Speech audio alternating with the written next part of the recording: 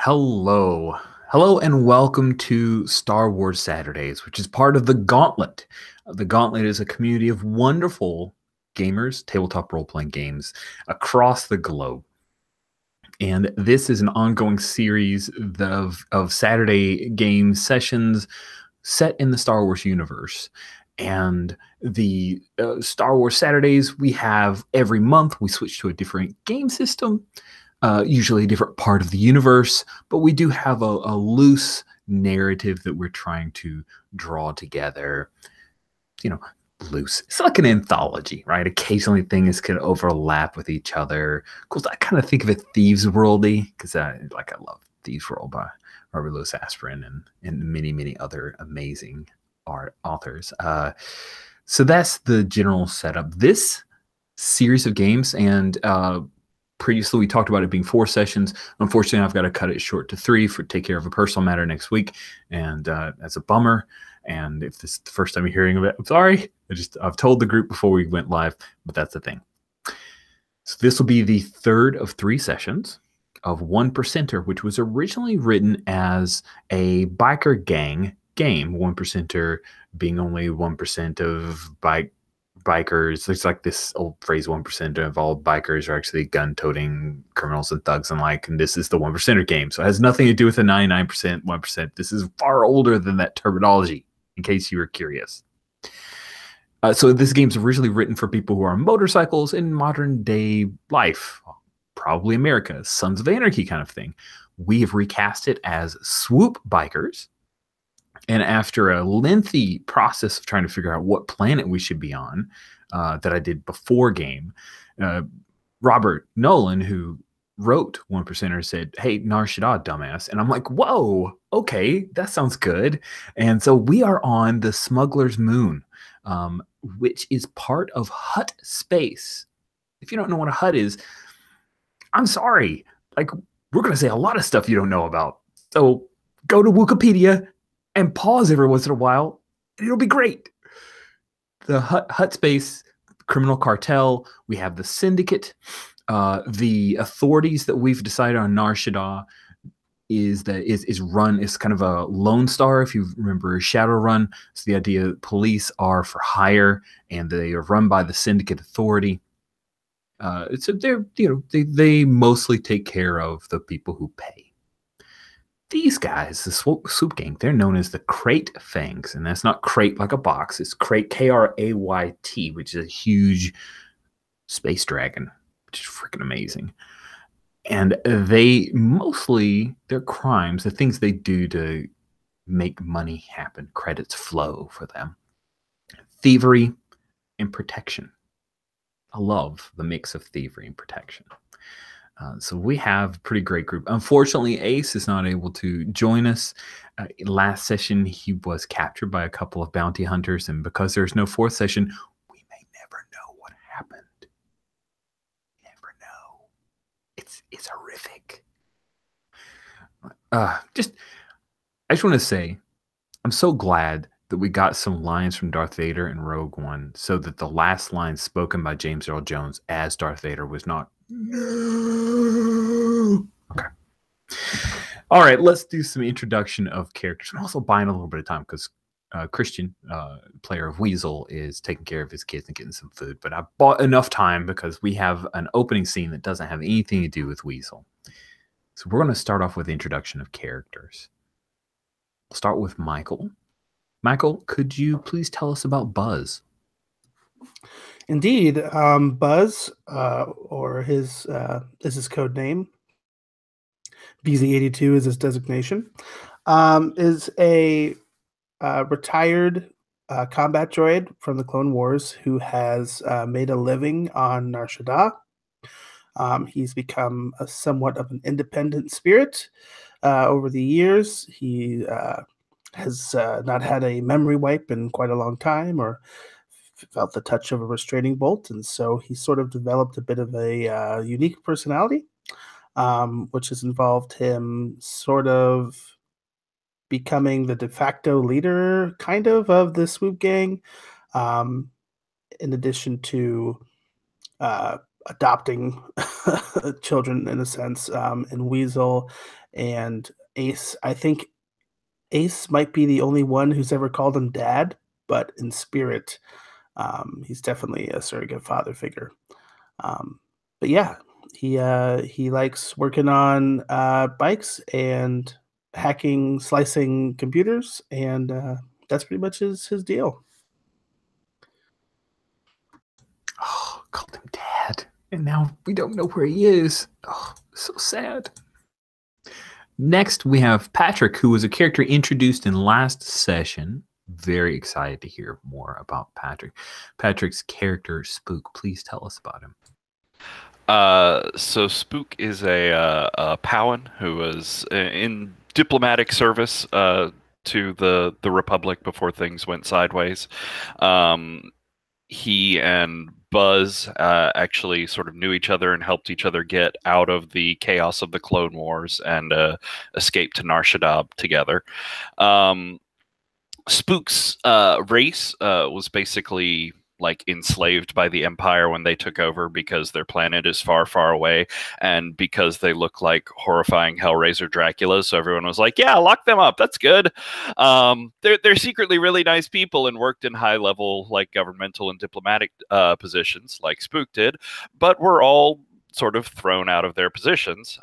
Spook, like I said, managed to escape all of that chaos and make it away to Nar Shaddaa, where he's harboring a long burning hatred and resentment against the Empire for ruining his life and his people's life.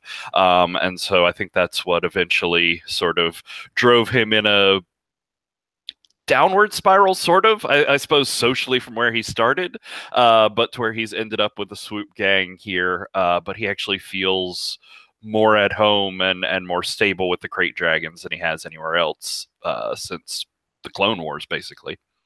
He recently got out of prison for serving a stint, got caught for financial crimes, which in Hut space is, ooh, that is not something you want to get caught for.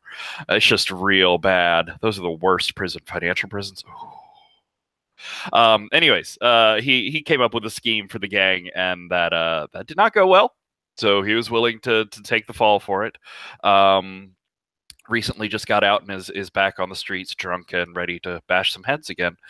Other notable things, I guess the Powan race, it lives very long time, like 700-800 years, and he himself is fairly young at almost 200.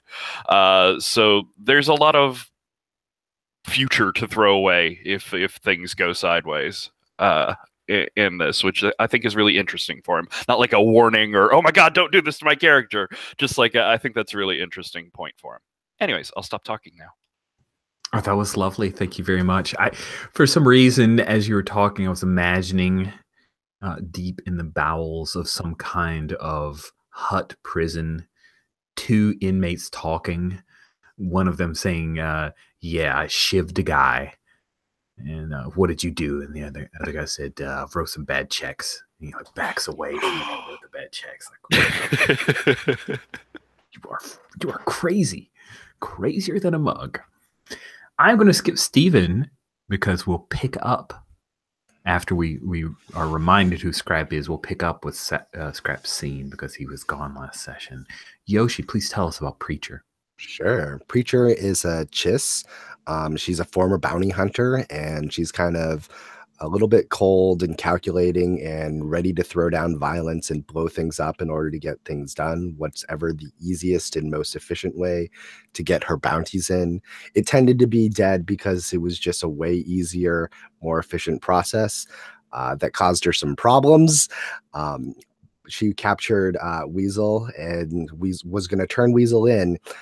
Except for Weasel kind of gave up super easily and made it way easier to just bring him in alive. And with that, Weasel kind of worked his way and kind of convinced her to keep him alive and not turn him in. And together they came to this planet, and now they're kind of part of this gang and sort of scrapping by. So she doesn't really have her bounty hunter's license official anymore, but she still has it and maybe can sometimes pass as a bounty hunter and still knows people from the old gangs, from like the old crew and stuff like that. So she'll still be recognized, but maybe not if they press for her official credentials or anything. Yeah. There was that meeting held at the Meltdown Cafe. And even though we didn't have anything on screen, I kind of imagined there was like some side business of Preacher making eye contact with other bounty hunters she's either worked with or snagged contracts out from under. You know, it's a bit of that side eye, mean face going on between. Yeah. You got to keep up the face that you're still a bounty hunter sometimes to those people. Indeed. Awesome. Last but not least, and we'll refamiliarize ourselves with Weasel in a bit. Tell us about Scrap, Stephen. Yeah, so Scrap is a Jawa, you know, short in height and talks in kind of a chitter almost. However, Jawas have learned to speak in a trading language so that everyone can understand them. I will not be talking in character. However, so it's very uncommon to see Jawas outside of their clan. Scrap has been exiled, and he's kind of joined his own new his own new clan with the Crate Dragons. For Scrap, property is kind of communal. There's not really ownership, so he takes things, he finds things, he gives them to people. He's constantly tinkering with, you know, different swoop bikes and different, you know, machines. He's dying to get a hold of Buzz and, you know, add and tinker to things, you know, to him. And I think the idea, it's not really theft to Scrap. It's more like a finder's fee. I took your stuff and here's your, to someone else, they'll say, here's your stuff. Where's my finder fee? It's not, everything's kind of communal. Nice. I like it a lot. Now, the last time that we had seen Scrap was after a successful train robbery, as it was a maglev train that you guys had hit. And he was down in like a sewer section of Nar Shaddaa where steam was wafting out through grates and it was very hot and humid, which the humidity probably not great for a Jawa, but the heat was definitely something that's beneficial. And he was surrounded by all of the different bibs and bobs and junk that had been collected and was picking through it. And then we saw a blaster appear on screen, pointed at Scrap and shot him in the back. Now, luckily, we, the audience, saw that it was the rings of blue because it was a stun bolt that he was hit with. And so we pick up with our Jawa friend. The hood is pulled back, and we're going to go with the non-canon or not official, but picture that Steven shared that I thought was awesome. So he looks quite rat-like. Would you agree? Rat-like, or is there another way that you'd? No, that's right. Or rodent-like. Rodent-like. Yeah, there you go. It looks very rodent-like in his face, large eyes which glow when he's underneath the hood, and we see that because the hood's pulled back, and you're in a pair of manacles, and there's actually there's a steamy grate here, but it is not. I'm just kind of drawing an allusion to the sewer, but you're actually in a skiff of some kind when you come to. By skiff, I mean the floating skiff, very similar to what Jabba the Hutt had, the big pleasure barge type deal. And it's inside, so you can hear the low hum of it as you start to come out or come to. The rumble is not completely unfamiliar. It almost reminds you of, I can't remember the name of the damn things, the sand crawlers. Is that what they call the big Jawa? Yeah. Like the giant. I love those things. So it reminds you of that as you start to come to, and it's very warm from the steam wafting up. This is some kind of bowels of the ship where a lot of the heat is generated by the gravity fields that are part of the skiff. And you see on a little kind of floating platform is the Hut Togtaborvo, who you stole from the entire train. Now, granted, we have the whole business of who you literally stole from, which is the nephew of Togta, which is Balbu. And Balbu seems to be plotting against Togta. But Togta is the one who has captured you. And he's sitting there, and I'm sorry, but he's got his own little Salacious Crumb type dude, because this is just the best, right? So he has like a little Salacious Crumb. He's got a couple of male Twi'leks who are chained up with collars around their necks, who are just lounging around like they're not trying to choke him or anything crazy like that.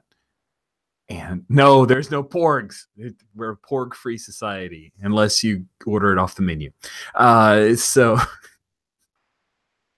Well, it's not always on the menu. Sometimes it's off the menu. If you know the chef, you can make it happen.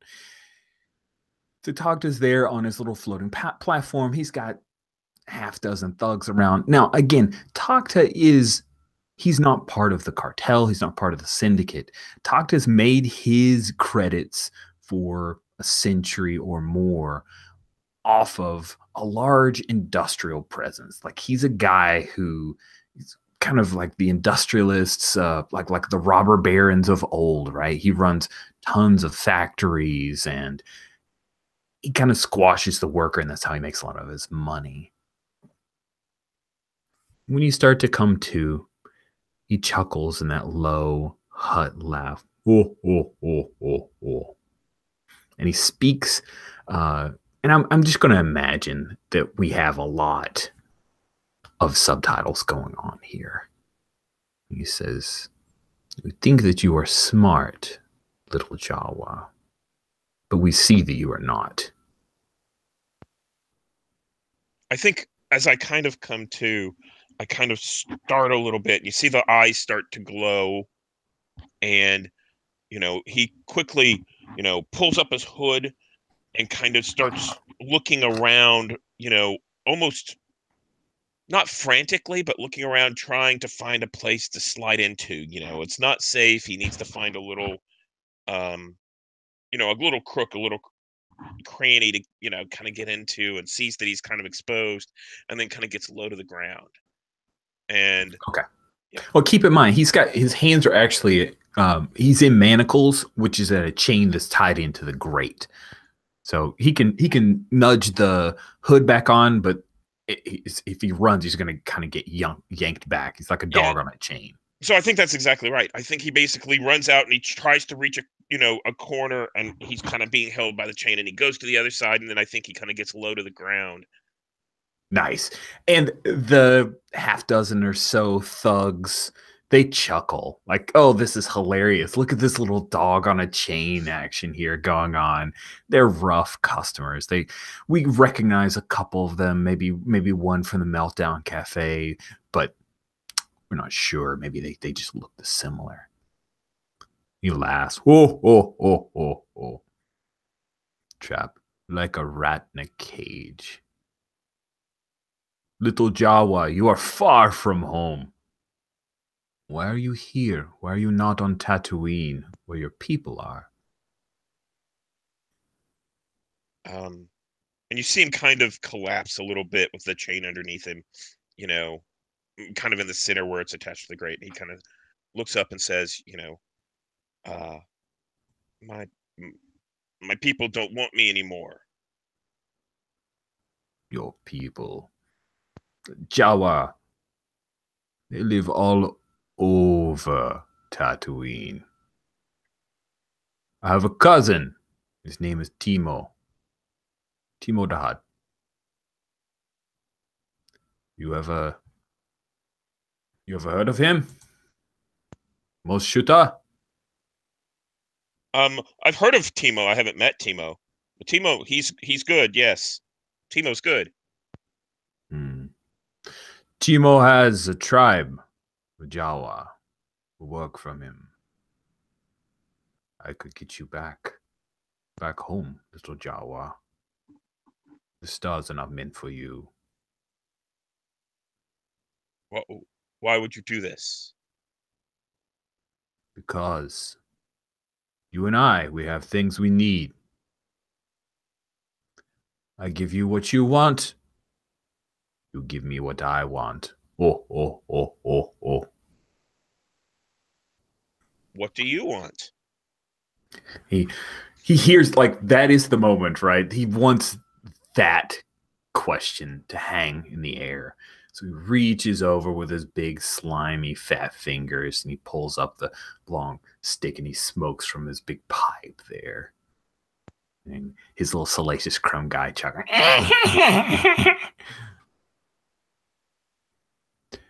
He looks to the little... I can't remember the Salacious Crumb. Like, I know they have a species name, and I feel like a dumbass, and I'm sorry. But he looks to him, and he just nods his head, and the little thing scampers over his tail and hops down off of the platform, scampers along the metal plate, and you hear his little nails clicking. He comes up, and he holds something out to you. Like his little bitty hands. Rich needs to get in the shot. Okay, his little bitty hands.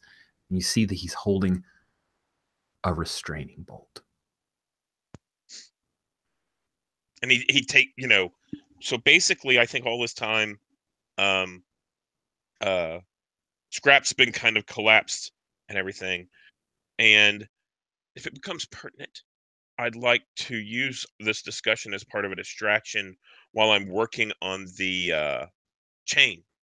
Oh yes, you should do that thing. Yeah. I will love to set a difficulty for that. That's going to be karking hard.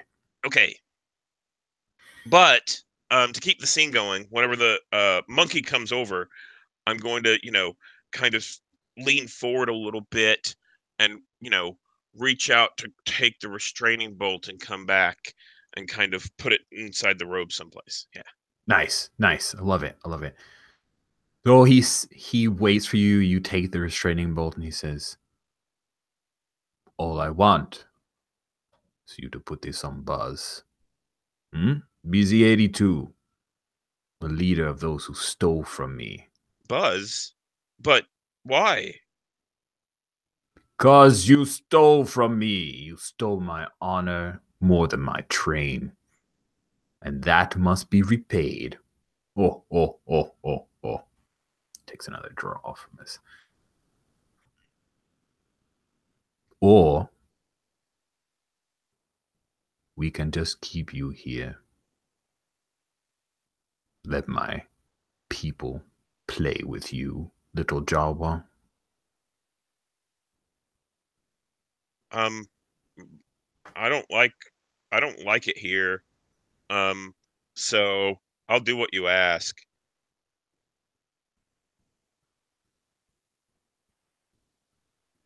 Are you lying? Is that Rich the GM? Or Is that Rich the GM? That is Rich the GM asking. Oh, it's one of those things. I think at the moment he thinks he'll do it, but eventually he'll forget. Yeah. I don't think he feels committed to this. That's absolutely true. Okay. Then I think you're trying to talk him into the fact that you're on board with this. Oh, yeah, absolutely. You're being cool. Okay. And I think that this is a jaw roll. Yes. Do any of your expertise feel like they fit here? I'm not sure. I don't think so. Okay. So this one, I mean, he doesn't care a whole lot about Jawa, nor does he know your facial tics or expressions. So I'm going to call this normal. Convincing Tagta you're going to pull this off. Feels like he's got you under his thumb. You are a Jawa. So. And how many... so you're looking for evens. And I'll roll 4 dice. You'll roll 4 dice. And you can spend as many karks as you like. You currently have 8. And normal is how many? 2? Normal is 2 successes, correct. Okay, good. So you got a pretty even set of success, or you got a good chance here. Yeah, I think this is important. So I think I'm going to spend probably 2 karks. Because, this is not good. So I'll roll 6. Right. And let me put them up here. And Oh, and I didn't say so, but the pucker factor is not in effect. oh, it is not? It is not. No. There we go. So I see 2. Cool. You do succeed then. Excellent. So yeah, you say you'll do it, and he says, "Okay, okay, little Jawa. Remember, you go home. All you have to do is put on the bolt. I'll take care of everything else." Oh, oh, oh, oh, oh, oh, oh. Then we'll do a Lucas scene wipe from there. So I would like to see. I would like to go ahead at this point and see if I can unhook the chains. Cool. Yeah. Okay, let's have you do that. So that would be cool. Yeah. Hands. I think so. I think hands I don't makes think the I most have sense. tools.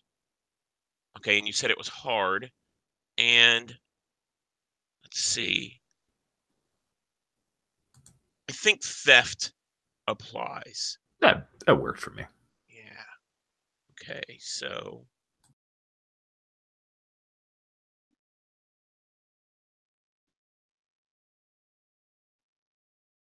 okay. How do I add a die again? Ah, there we go. I got it. It just took a little while to update. Let me roll. And karking hard is going to be 4.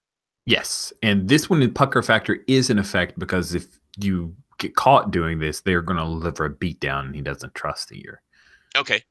And pucker factor, remind me what that means. What that means is the difficulty doesn't change, but every one that you roll will steal a kark from you. Ah, I see. Okay. 1, 2, 3, 4, 5, 6, 7. Holy crap! Yeah. So I think that's awesome. Oh, you got 7 dice. Oh, you haven't rolled yet. Oh. No, I rolled. Oh, you did? Right? Oh, I'm sorry. Let me refresh then. 1, 2, 3, 4, 5, 6, 7. Oh, I rolled 9 dice. Oops. That's what the deal is. Okay. I'll select again. I've got 7 They dice. finally showed up for me. That was weird. Yeah. Some were off screen for me. Okay. So, and some just moved. I'm moving a few just so I can see them all. Sorry. Oh, okay. Oh, okay. So I got 4 evens, but 2 ones. Ouch. Yeah. Ouch. So the way I envision this working is basically at some point the manacles clink together. Okay. Right? Yeah. Yeah. Yeah. So they probably notice that. Yeah, the manacles clink together, and they notice that, and there's a Doug. The Dougs are the ones who kind of walk on their hands and their feet upright, and then they use them to move stuff around. He's got like a little shock stick, style like Emperor Palpatine, like electricity come out, and he zaps you real hard, and they all laugh at you, of course, and then they'll escort you out of the skiff, and you get thrown, and they were going to keep the manacles on you, but you've worked your way out of them, and they toss you out of the skiff onto the roof of a building. Cool. Okay. And yeah, we'll wipe scene from there if that's cool. Is that good? Awesome. All right. And yeah, so the understanding is Tagta believes that you are going to place a restraining bolt on Buzz, so the Buzz will then come to Tagta. Right. Yeah. Do I believe this is going to happen? I don't know. Maybe. Probably not. But that's okay. There'll still be pressure. It'll still be bad. Okay. Christian, remind us of Weasel. and then we're going to pick up with scene with Scrap arriving at the garage for you guys. So you'll all be at the garage. Sure. Weasel is a Weequay, a young Weequay that's been just recently relieved from a slave implant in his neck. And he has found a new family in the gang. So Preacher has sort of not saved him, but took care of him. From the beginning, actually, it was sort of the opposite. He hunted Weasel down to bring him back to some notorious big bad boss who had put a price on Weequay for running away as a slave. But then they sort of came around and then became friends, and together with the rest of the gang, sort of turned into a family. So Weasel is sort of a vandal and a troublemaker. And he finds a little bit of a father figure in the droid Buzz. So we have a lot of cool things to explore here. So when Scrap is coming in, Weasel is lying on his back under his hover bike and repairing some alternators under the engines. So he asks Buzz for some new parts, and just as the gates open up and the setting sun is breaking through the sort of dusty air in the garage. Hey, Scrap! How are you, mate?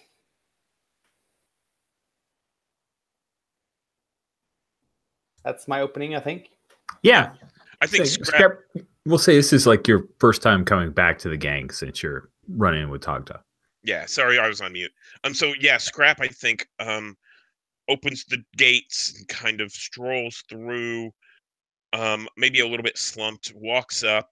Everyone's kind of like, chattering about what's going on, and he puts the restraining bolt on the table and doesn't say anything.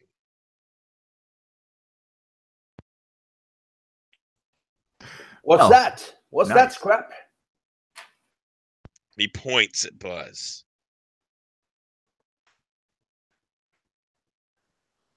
Is this his? What's this? Buzz! What's this? This is a Model Q42 restraining bolt popularized by the Empire in the year 220 BBY. Why do you ask? Huts want you. Buzz? Yeah. Huts want you bad. Oh. Add them to the list.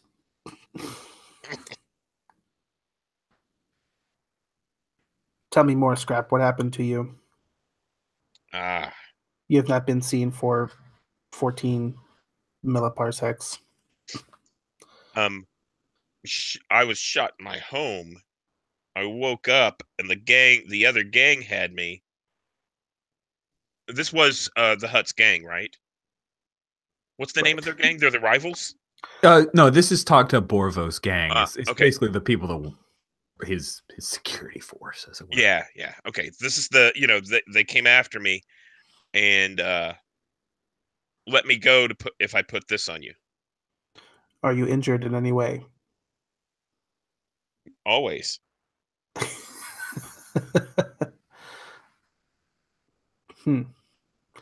Well, you know as well as I do, Scrap, that I have no intentions of wearing such a device. I think you should. I think that we will.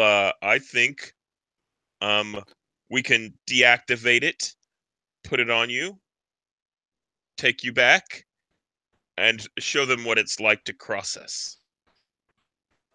Ooh, nice one.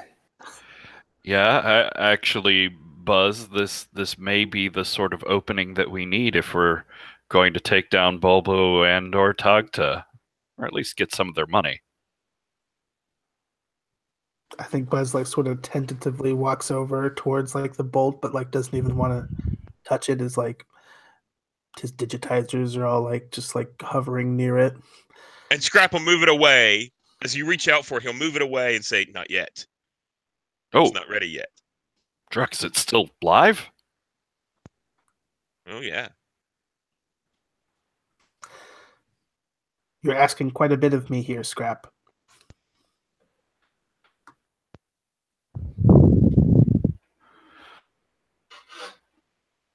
This is a symbol of oppression and slavery. And to wear it, even deactivated, would be hideous. Scrap kind of straightens up and holds up the bolt and says, "They said they would send me home." Is that what you want? You are home now. Oh. Oh. Well, I have not studied extensively the Hut beliefs in the afterlife, but perhaps we can send Tagta to his own home in the slug, slimy afterlife or home of what they choose to believe in. It's actually 43 tiers of a bank vault. Ah, thank you.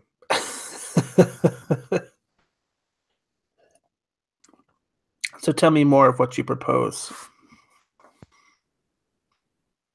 We fix the bolt, put it on, and go in and shoot them up. I'm not a planner. Sounds good to me. There may be some more finesse that we could add into that, but I do like the shooting part. And I do have an itch. Ooh, so bad. So the bad. doctor told you to put a cream on that. It'll get an infection if you don't take care of it. I know. It doesn't work. What can I say? I also stopped and I explained, wait. There were Hut, Space Monkey, 2 Twi'leks, Doug, and number of others. So I tell them, about how many people were there. Scrap, while you were gone, we accepted a job from Bulba, Tagta's nephew. And that might take priority while we plot a attack on Tagta. Or perhaps we can find a way to cross those purposes. Preacher, you have an analytical mind. What do you suggest? Well, if Bulba is actually thinking about trying to take over and get some more stuff out of Tagta, maybe we can kind of work this as leverage against Bulba to kind of get Bulba a little bit better positioned, but also overall weaken all of the Huts at the same time. Bulba will be probably a little bit too selfish about it and think that any gain on their part is better for them overall, despite the fact that it's actually a loss.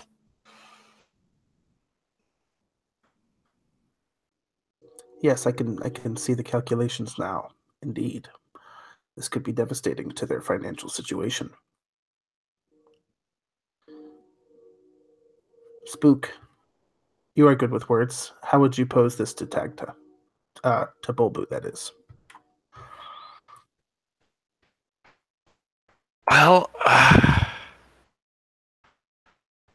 honestly, at least half of the Hut political structure is based off of prestige and how the other clans view you. We've done a pretty good hit against Bulbu personally, but if we can transfer that to the clan in general, that train robbery, if we can play that up, if we can make it look bigger than it was, that could be a distracting hit on Tagta to get his forces spread around to try and rebolster his reputation while we move in physically on him.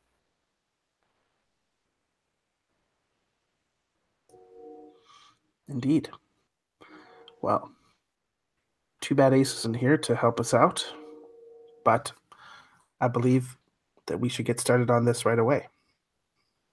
Agreed. Agreed. But Sounds what good to about me. these prototypes that we're trying to find for Bulbu? How do they factor into our plans?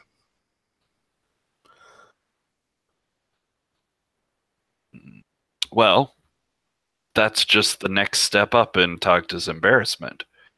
We don't make the theft of them secret. We make it as public as possible. And then, Scrap, we bring myself on a Durasteel platter. Is that your recommendation? Scrap kind of shrugs. He doesn't know what we're talking about for prototypes.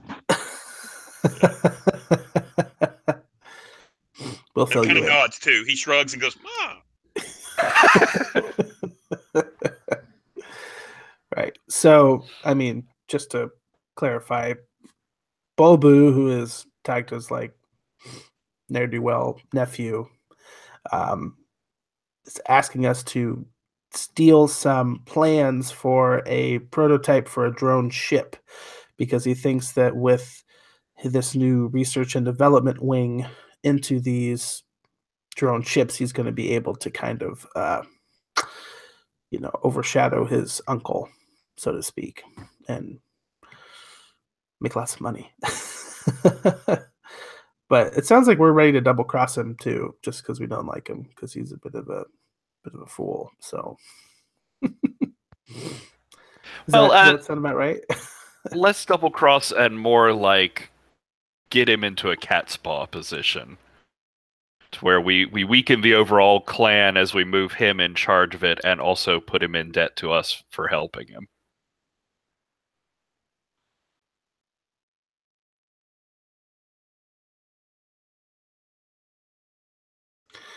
So we're gonna go steal some prototypes, huh? Sounds great. Awesome. Yeah. Do you want to cut there and we kind of jump forward a bit? Yeah, that's cool with me. I was going to ask if you had any sort of direction from there. I have a bit of direction. So first of all, thanks, Patrick. It's a Kowakian monkey lizard.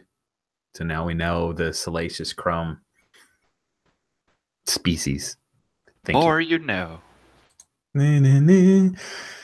I have dropped into our lovely character keeper a new tab called Osiris Station. Now, I think that I have mentioned in the last session that it was on one of the floating, kind of circular floating discs.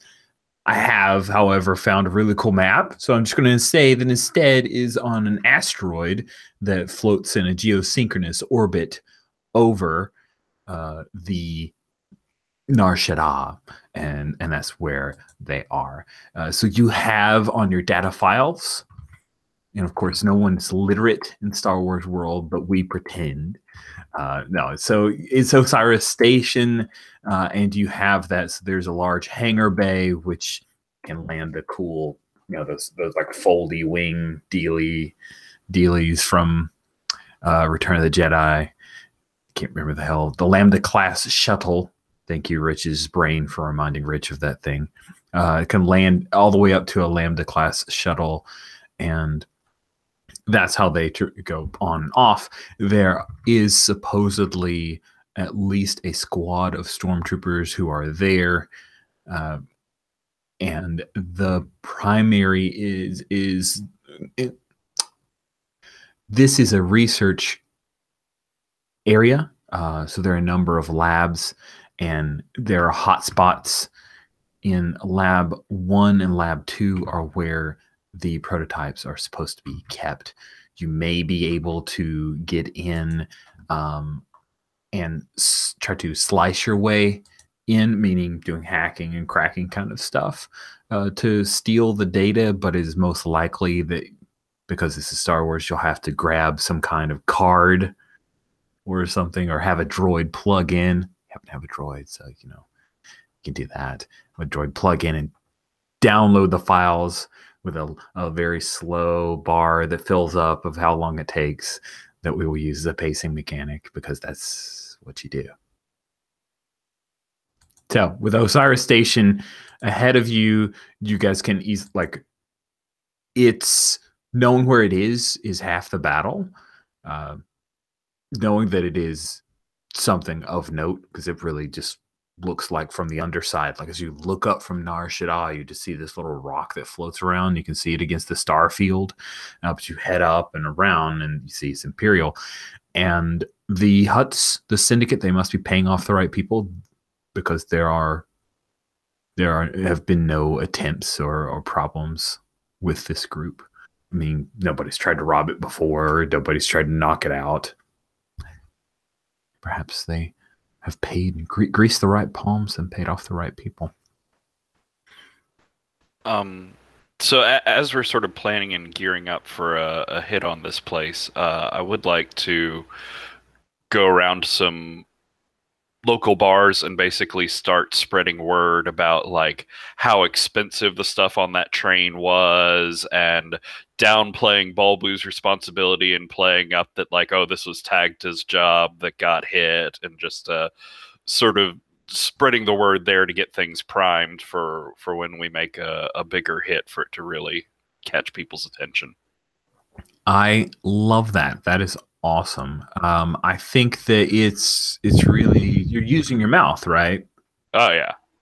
So let's say that you can have some influence over the general perception of the moment by doing that, but it is, I'm going to say that it's a normal difficulty to kind of sway rumors around because of your diplomatic skills.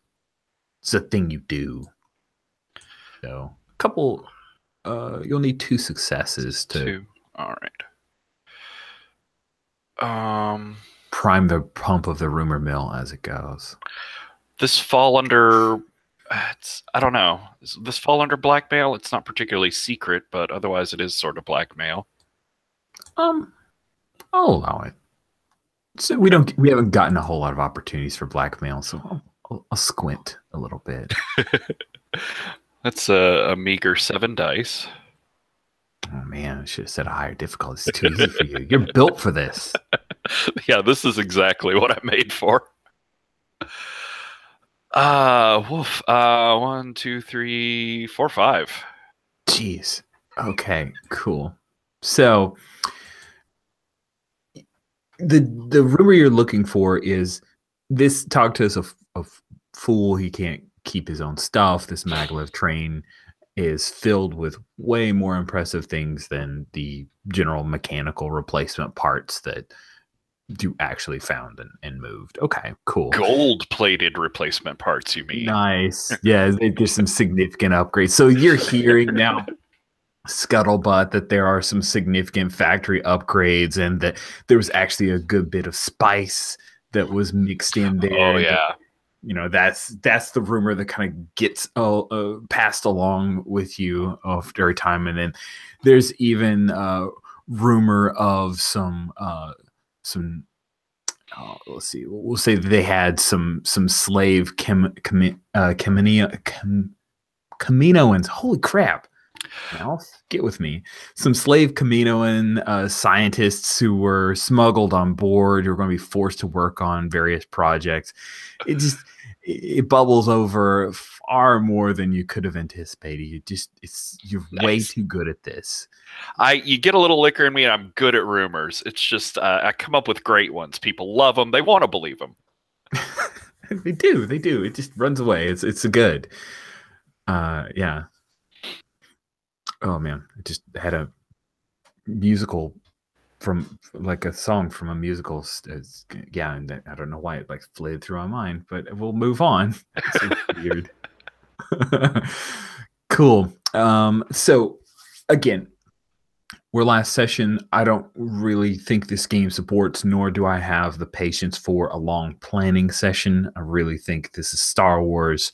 So you guys tell me, Osiris Station. Like, I see a few ways to kind of blast your way in. You could try to sneak through the service tunnel and skulk around a bit. You could blast your way through the hangar bay. I think those are the 2 easiest ways to try to get in. Those are 2 entrances to make the most sense. I don't see a swoop gang really like disguising yourselves as stormtroopers. You all are a little short, especially Scrap. I'm very tall. Okay. Aren't you a little tall to be a stormtrooper there? Hellraiser face guy. So are you guys good with, like, do you want to try sneaking routine and we just kind of jump into that? Or do you want to blast your way into this hangar bay, have some people kind of going around blasting stuff while a few others make their way to the lab? And well, let's see. I feel like if we want to make some noise, then if we sneak in, then we need to do something along the lines of like leave explosions so that there's an obvious thing when we leave. Whereas if we bust in through like the hangar bay door, I feel like we might need to drum up some more help with that. Another way would be to just go directly to, since we have a map and we know where the labs are, go directly to the labs, depressurize them, and yank whatever we want out. So drill in through a wall or something like that. I was thinking something along those lines too. You know, if we can have some like for those of us who need it, you know, some like rebreathers or something like that, or some like cool space suits. And I was thinking maybe we have a few people who like blowing stuff up and shooting people, and we have a few people who like kind of sneaking around, and maybe we could split those two up and have some go through the hangar bay doors and blow stuff up, and have some go through the service tunnel sneakily. that sounds lovely to me. Cool. I was thinking the same thing, only in reverse, but basically have the people who get in there first to go in and take out the power and life support. And then it's like with explosions, and then everybody's going to be focusing on that. And then the other people just either sneak in through the hangar doors or somewhere else, or drill in through the walls, now that everybody is distracted with the fact that the whole place doesn't have power anymore. Lovely. Sounds perfect. Yeah, Well, I think that's a great combination of sneaky and loud that we can pull off. Because in Star Wars, explosions can still happen even if there's no oxygen. So, Oh, right. Yeah, of course. very loud ones with a ring. Yeah, as long as they're all ring-shaped explosions. Yes, I love it. Oh man. Oh, I should have described this asteroid as looking a little bit like a potato, but I didn't. So sorry about that. That's a deep cut.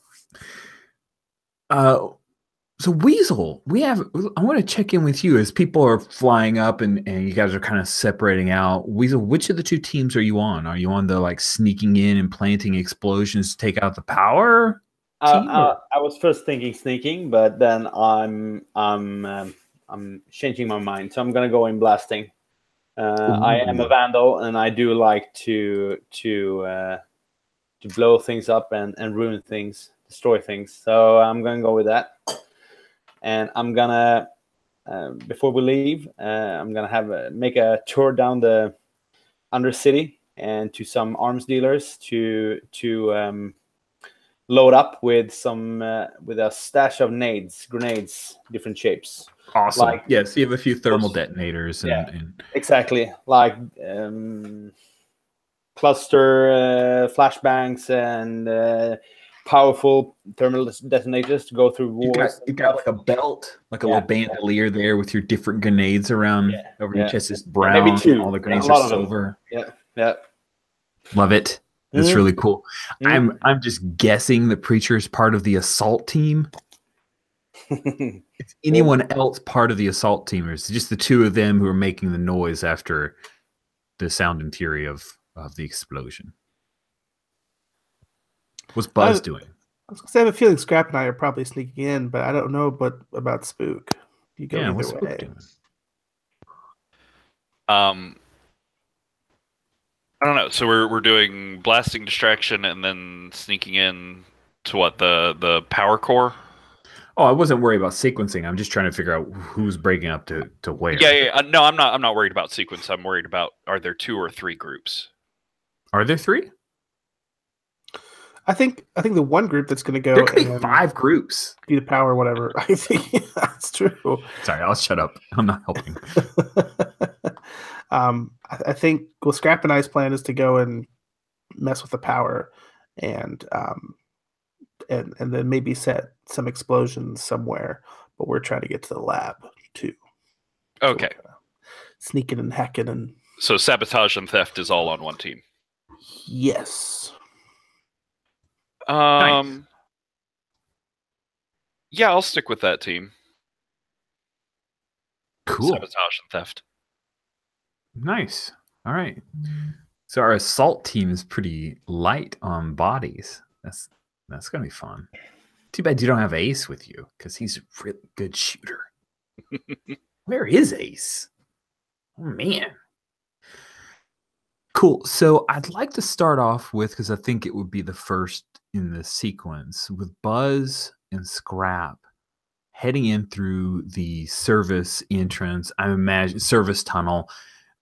I'm imagining this is a thing where Buzz like slices his way in, and it like halfway opens, and Scrap has to use some mechanical to kind of hot wires the rest of the thing. That it's one of those doors that are like like the slit like that, and they open like that kind of deal, and it opens up, and you guys start sneaking through.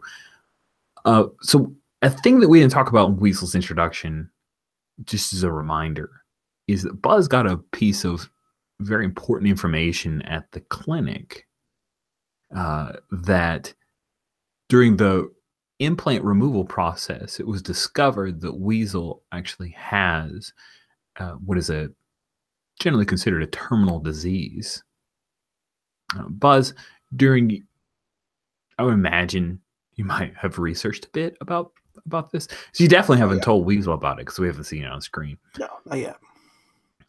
You're aware from your research that on Coruscant, there was a human who had contracted this particular disease.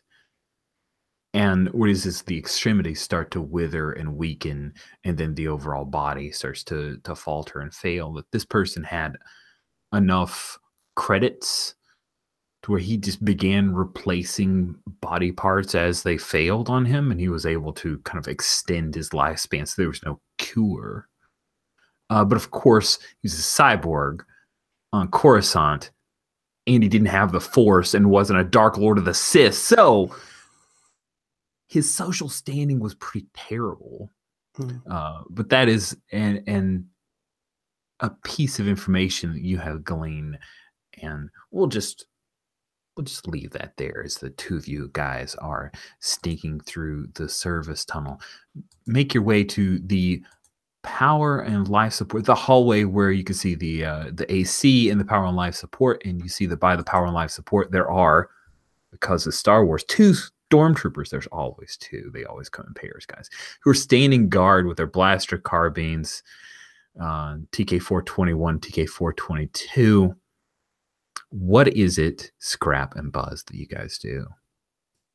So I think Buzz sort of says quietly to Scrap, I go high, you go low. Yeah. I think that as part of the gearing up montage, that Scrap had installed some electromagnets into my feet. So I'm gonna go up to the ceiling here. Oh yeah, and Spook is here too. He'll go not exactly in the middle, but just a little bit higher. Because he's tall. But yeah, so I'm going to be up on the ceiling because nobody ever looks up. Are you dancing on the ceiling? Oh, what a feeling! All right. Sorry, I cannot. I'm terrible. I just broke us for like a minute. I'm sorry, Patrick. What is Spook doing?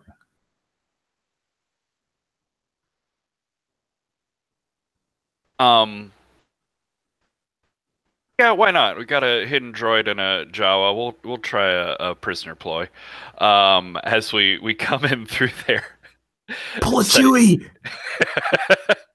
As I'm like shoving Scrap in front of me, going, "Stop resisting! No, move in!" Finally! Oh, thank God! Stormtrooper! Someone was the responsibility. I was on a transport. It crashed into one of the other asteroids with this prisoner, and all of the guards are dead. And he's very, very dangerous. And I need your help. Help me!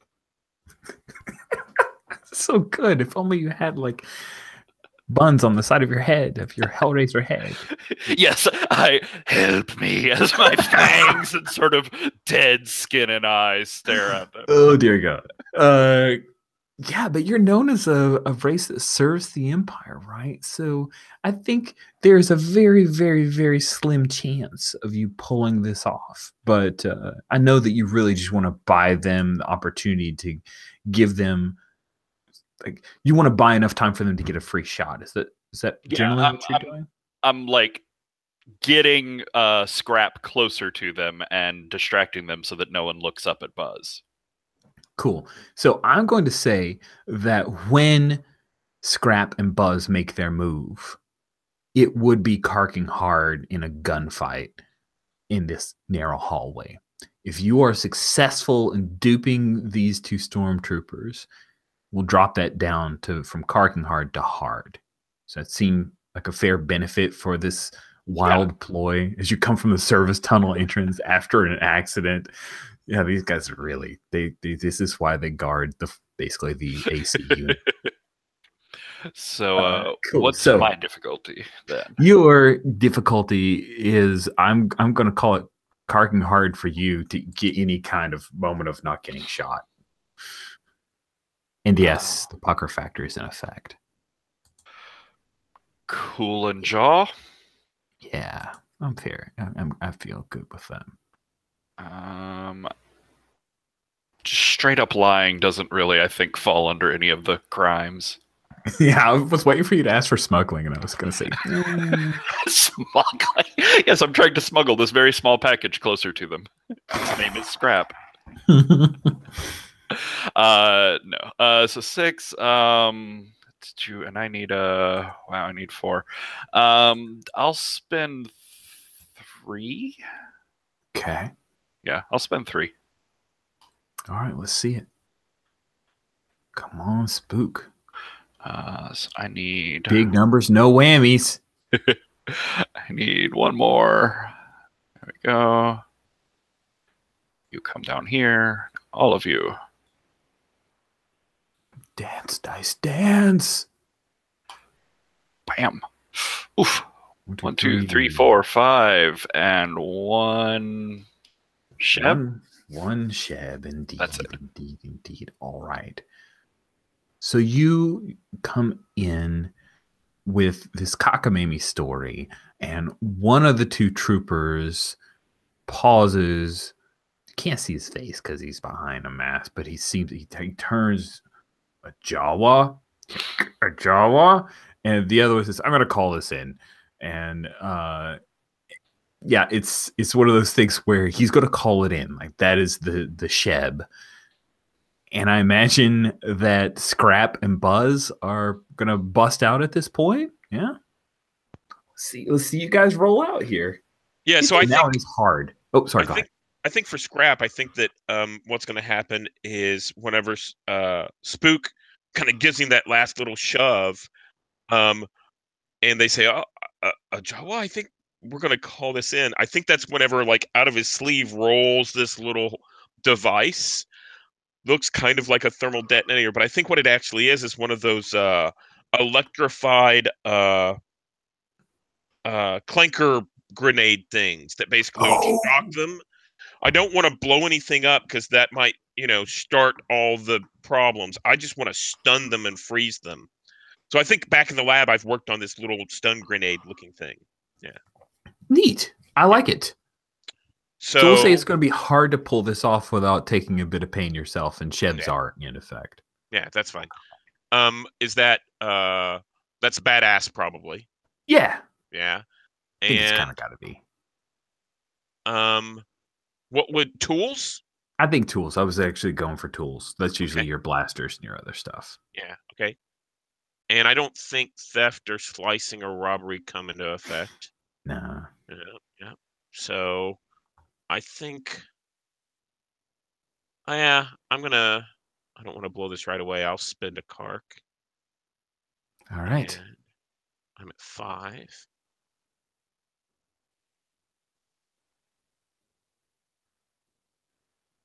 Okay.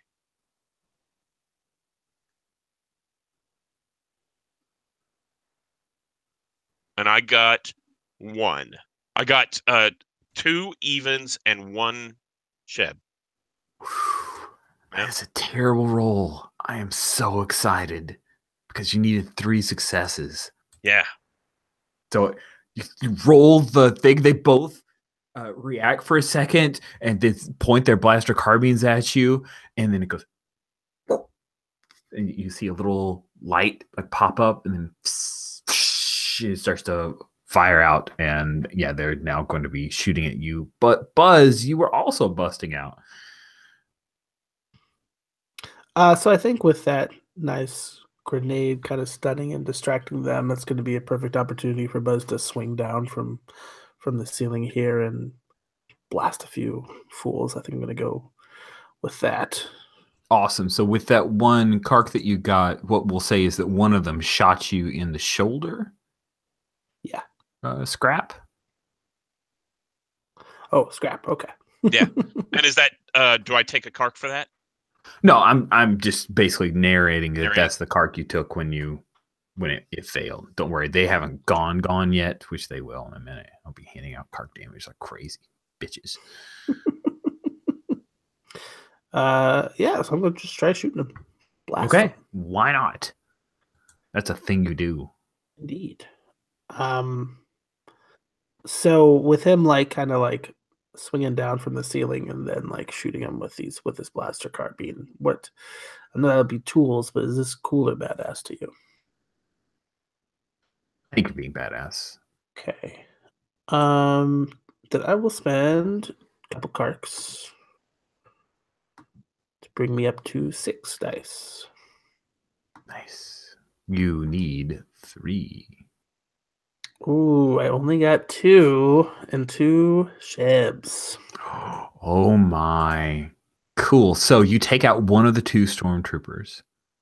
The other one fires upon you, and you hear a low alarm. Whoop, whoop, whoop. A couple of klaxons go off.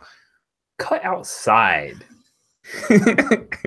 Cut outside to Weasel and Preacher, the 2 of you on your swoop bikes.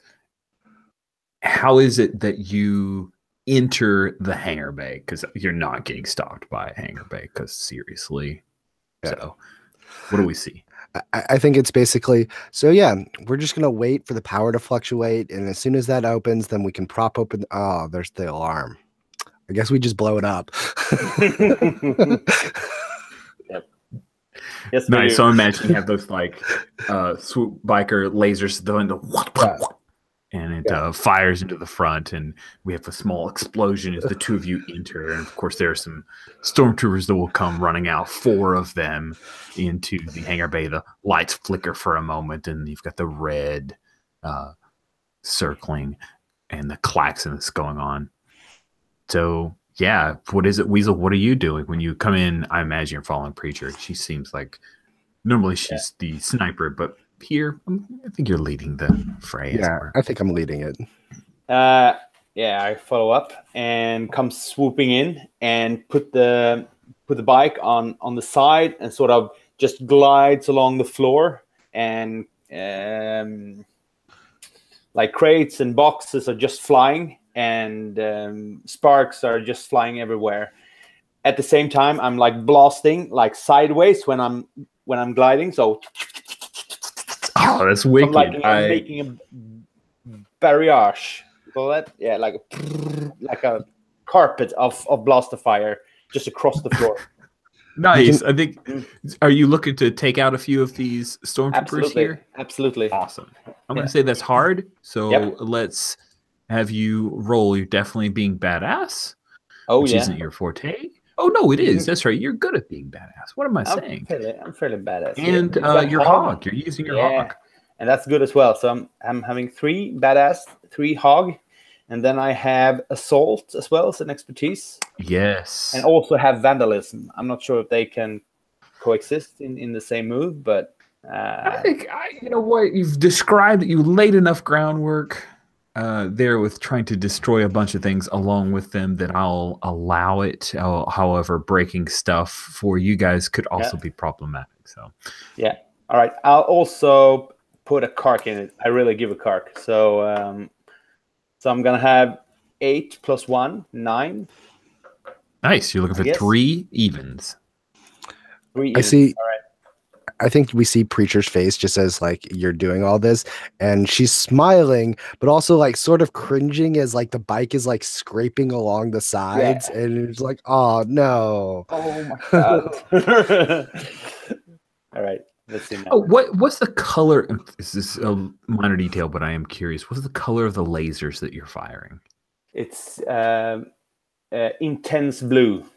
Nice. Okay, Intense cool. night sky blue. I love it. So we got like these purple moments from the red lighting and the blue lasers after they come out. The bolts fire across. I love it. Yeah. Okay, so 2 1s, 3 2s, and then I have a 4 and a 6. Okay, so you have succeeded, but you take a bit of damage. I'm going to say that your bike actually gets hit, and all right. yeah, so you see some electrical sparks, and then it kind of runs across it. You know, it's one of those where the electricity runs across the front of the swoop bike, and you're going to need to do some repairs before you feel confident. You could fly around, but going out into atmosphere and not dropping is something that is worrisome. Like you definitely need to try to fix that son of a gun. Sure. I also have a helmet without a visor. It's just some strange protruding thing that comes up from the top like this.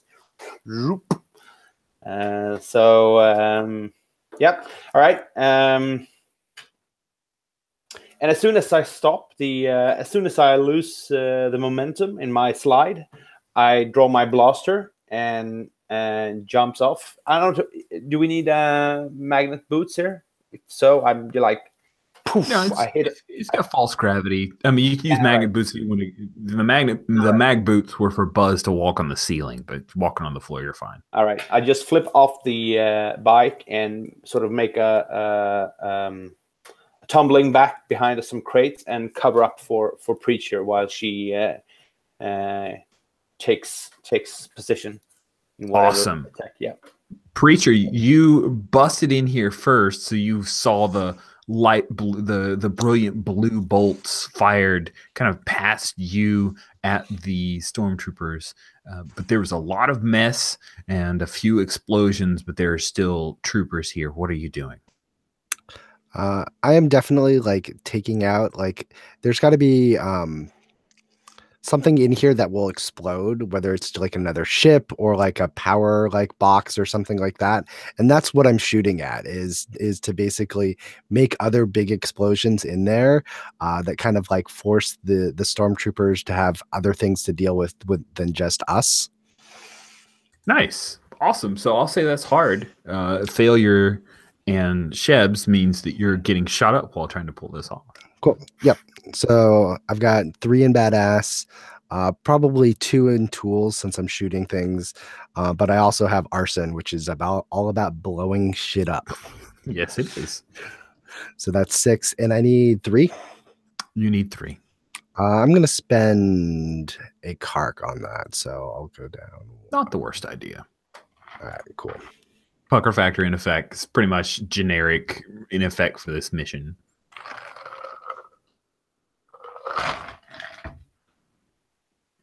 All right, so 1, 2, 3. That is 4, a lot 5. of 6s, I see.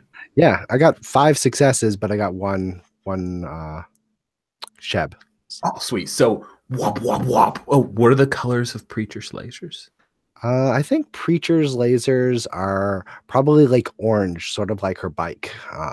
Nice. So, yeah. It's all matching. Like you had to change the crystal around just so. It's Yeah, like, exactly. I can see that. You got a prism. You can. So whop, whop, whop. The lasers pop out. There's a couple explosions. One of the stormtroopers is taken out in the explosion. I'm going to say that there's a bit of blowback. Is how the Shebs are for you. Maybe there's like a light fixture above that kind of falls down and smashes into the ground. And the troopers, at this point, they're taking cover because you guys are raising hell. Like you're 100% accomplishing your job. Good job causing mayhem. we cut back over to the power and AC unit where that team's not doing quite as well as you guys.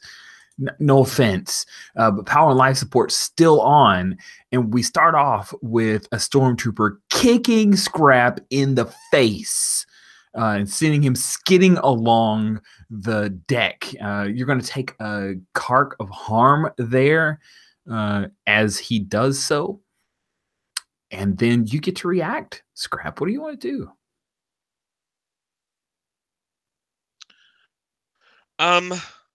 So are both stormtroopers still up?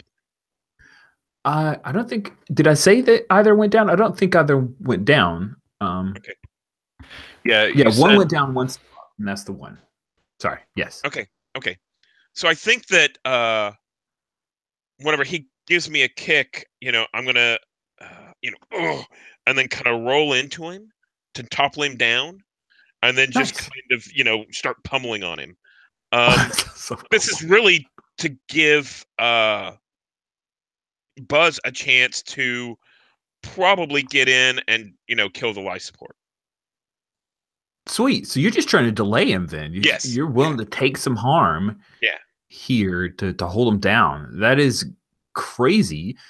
I tell you what, if you're willing to take 2 carks worth of damage to just delay him, I'll let you do that. So I will do that. What happens when you reach 0 carks? I'm not there, but I will be. You'll be out of it for a while. Basically, if you're out of cark, you just don't have the spirit. You're either physically or mentally unable to keep being part of the gang. Yeah. You regain carks through street justice or Duracrete justice, vigilantism, charity work, and then also a thing we call refresh scenes, which is similar to Lady Blackbird. In that you can have a moment of connection with another member of the gang. So if somebody comes and tries to use a med pack on you and you guys have a conversation, I'll allow you to roll a d6 to get back some carks that way. Okay. Yeah, Sweet. so I'll take the 2 carks and just delay him so that Buzz can get in. Sweet. Okay. So what does it look like? Do you get shot? Does he just continue kicking you? What does it look like as you delay? No. What this actually looks like is it looks kind of like the Ewoks in Return of the Jedi on top of the trooper. It's like I'm just swarming all over and kind of pounding on him with like a useless weapon, and he's kind of flailing, trying to get me off, and that's what it looks like, yeah. Okay. One of those beginning of the end moments for the Star Wars Amazing Trilogy is the Ewoks, but that's awesome. It's canon and it's happening right now. Buzz, Spook, you guys have a clear pathway to your objective. All you have to do is leave your poor little Jawa friend behind to get headbutted or beaten with a man who has armor and is twice his size. What do you do? Well, I think Buzz would turn to help Scrap, but do you say something in the comms that tells us just go on without me type thing, or? Yeah, I think it's point. I think it's beat on his head and point. Get the job done. All right. Let's leave him to it. So I think there's probably some sort of either keycard type thing or access code, this is the inside the stormtrooper armor of this is stormtrooper number 853, and that's the login or something. So I go over to the knocked out one and start tearing through his stuff to find a thing. Okay, cool. Yeah, so I'm sorry. Say again. You're looking for what off of the trooper? Some sort of way to get into the get past the like security a key and computers. Okay, gotcha. Yeah, that's fine. Sorry. That's not a die roll. Yeah, you snag there's one of those circular keys that you kind of go in and turn deals, so you can grab that up off of him. Pop in the door. Pops open. You guys go in. The klaxons are still sounding, and you can. I mean, if you want to turn things off, you can do that. If you want to shoot everything, you can do that. What do you do? I think that what Buzz wants to set up here is a repeater or something, so that he can remotely affect this later, so that he could like at some point turn off the gravity if they need to, or something like that in a different area. So I think while like there might be buttons for like shutting off power or whatnot, I think he wants to do a little bit of slicing here to kind of take control. I love it. Nice. These are Imperial systems. They have been upgraded over time. This is a research facility, so it is a little bit newer tech than you're used to. So I'm going to say that this is hard for you to slice in here and take control of it remotely. Cool. And I will. I'll give you a Kark, as we have that like access key to help you get through some of the initial security walls. I mean, you can. I was going to say I do have like 7 dice here, and we're all getting low on Karks. So. Well, if it's what is it, a 4 difficulty? It is hard. It's 3. Oh, okay. I'll take it if you want it. Yeah, I'll still do it. Okay. I will reroll these. I'm going to add 2 more. Jeez. Okay. 1, 2, 3, 4, 5, 6, 7 successes and 1 Sheb, if that's in play. Yes, I'm going to say it's in play. We'll say you get a little bit of static feedback, like a shock at this point, but then you dial it in. What does it look like when you take control of the power and the life support here on the station? So I think like on camera, like you see like there's like a monitor up and it like shows all the different like levels and dials and things like that. But then like you can kind of see behind Buzz's eyes a little bit, and then it comes up on his HUD or his HUD or whatever, where now it's on like it's in his brain now, so to speak, so he can see all the levels and stuff as he turns away from the monitor. But yeah, I think I bring the power down to just reserve power, so it's all like dim with like occasional like glowing on and off lights. Shut off the alarm, and then I start to bring down that life support, where people are. I don't think I bring it like to kill mode necessarily, but I think I bring it down low enough that people are like maybe gasping for breath or something like that. Wicked. I love it. I imagine that when you bring life support down, what it does is like it doesn't draw out the oxygen so people can breathe for a brief period of time, but then the reconditioning of the air that is brought down. So it's a ticking time bomb for their ability to breathe and not, they could breathe in and out like you said, but take heavy exertion would be problematic for them. It's almost like they're up in the Himalayas, like high, thin air. I like that. Awesome. I think there's a signal of this, like when it cuts back to the hangar bay, like all the explosions, like there's the loud buzzing of fans, like pulling all of the smoke out of there that just stops. They whirl down, and like the whole hangar bay just starts to get smokier and smokier. Oh God, that's so terrifying. I love that. That's great. Yeah, that is super good. And thank you, since you made it a little worse for yourself, I'll give you a Kark for that. Good job, Yoshi. Creature made everybody's life scarier, and to get a Kark for that. Awesome. We've cut back to that, so we see the fans. Whoa, they stop. It's kind of that moment the fans go off on shit. What was the Schwarzenegger movie on Mars? I am having the worst Total Recall.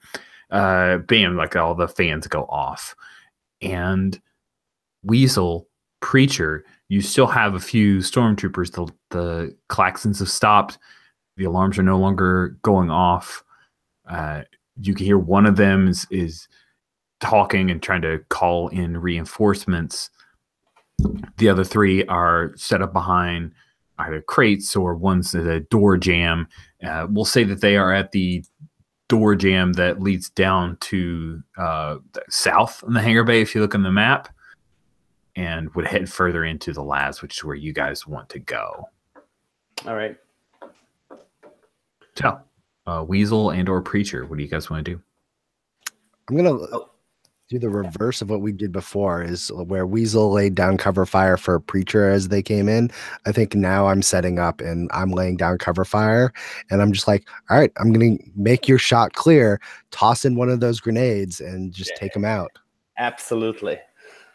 Oh, So tenacious. while Preacher is leaning out and start firing off, I'm like taking 2 really heavy impact nades, and I'm like activates them on my chin like that. And while the blast of fire is just burning through the air, I'm like, Nice. I tossing love them. it. So But I'll you're make definitely sure that being they hit the wall behind the stormtroopers. So I'm not trying to blow up any protection they have. I'm trying to volley the nades behind them so they go off like a couple of meters behind them. awesome. So yeah, it's definitely being badass. Mm-hmm. Do you feel like it's tools or hands? You have the Wow. same dice on either, so I guess it doesn't matter, but I'm curious. I got 2 in both. I'd say hands. Like it's I think more so of a too. Like coordination. it's the perfect throw, right? Yeah. So 5 then, and assault, I guess. Is that under? Sure. Yeah. All Sure. right. I mean, actually, I'm going to say no because that's No? assault's about beating somebody. Okay. I think lobbing a perfect grenade. I'm going to say no.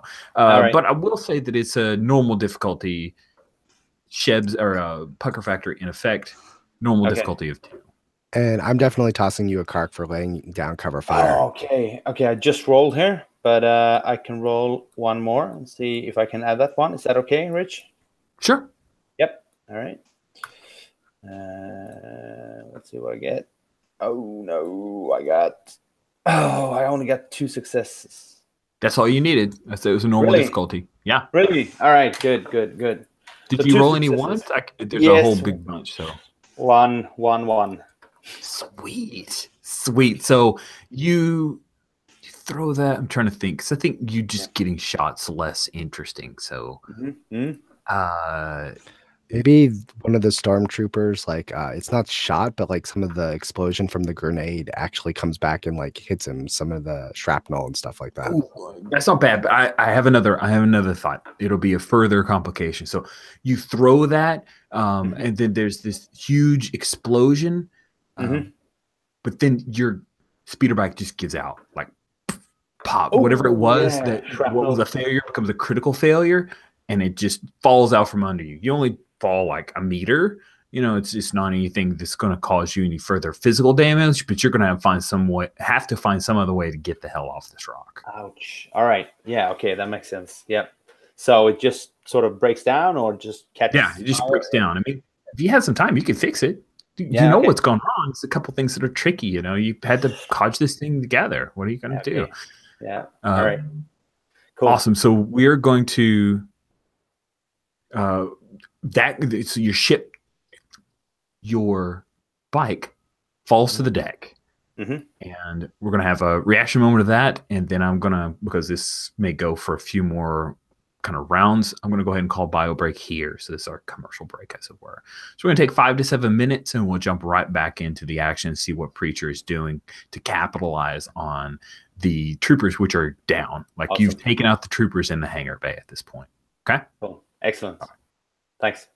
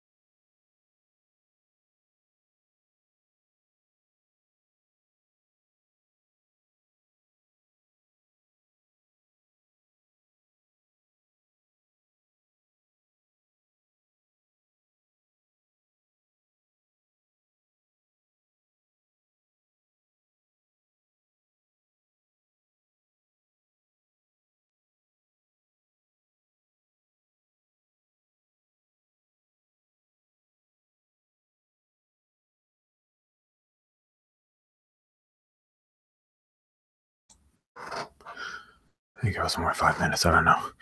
Sorry, I ended up having to make breakfast for someone who slept in and is now immediately playing video games.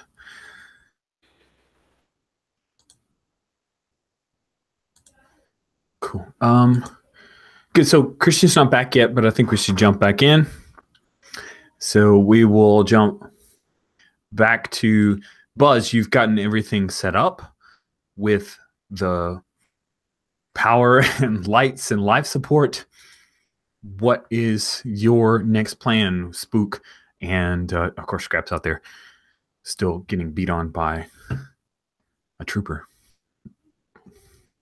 Yeah, well, I definitely want to go help out Scrap. I think that unless Scrap has been able to remove the helmet from the stormtrooper, I think if we can just do that, that's enough to sort of start the process. And then we're going to try to head on over to the lab. I think we're going to sneak our way in. Cool. We'll say you guys, I'll narrate you guys taking out the trooper just because I don't want to get nitty gritty with that. There's 3 of you, there's 1 of him. So yeah, you're able to take him out. And as we come out, like Spook has a breather mask on now. I think it's like pulsing a creepy dark red sort of light as he breathes. But he'll as we like take out the stormtrooper there, Scrap, you're limping. Hold up, Buzz, hold the door for a minute. We need to look after Scrap here. So if you don't mind, before we do that, I'd like to narrate a little bit about how this fight goes. So basically, Scrap's on top of the stormtrooper, and what he doesn't notice is whenever Scrap swipes his blaster from where he had it, still kind of, in his hand kind of thing, and that, all of a sudden everything gets awfully still, and the blaster's like under the trooper's chin. So love it. That's awesome. So then Spook comes out. Somebody shoots the trooper or something. Spook comes out and says, "Oh, yeah." But yeah. I'll pull out like a med kit or something and start, if you'll let me, like looking at you and say,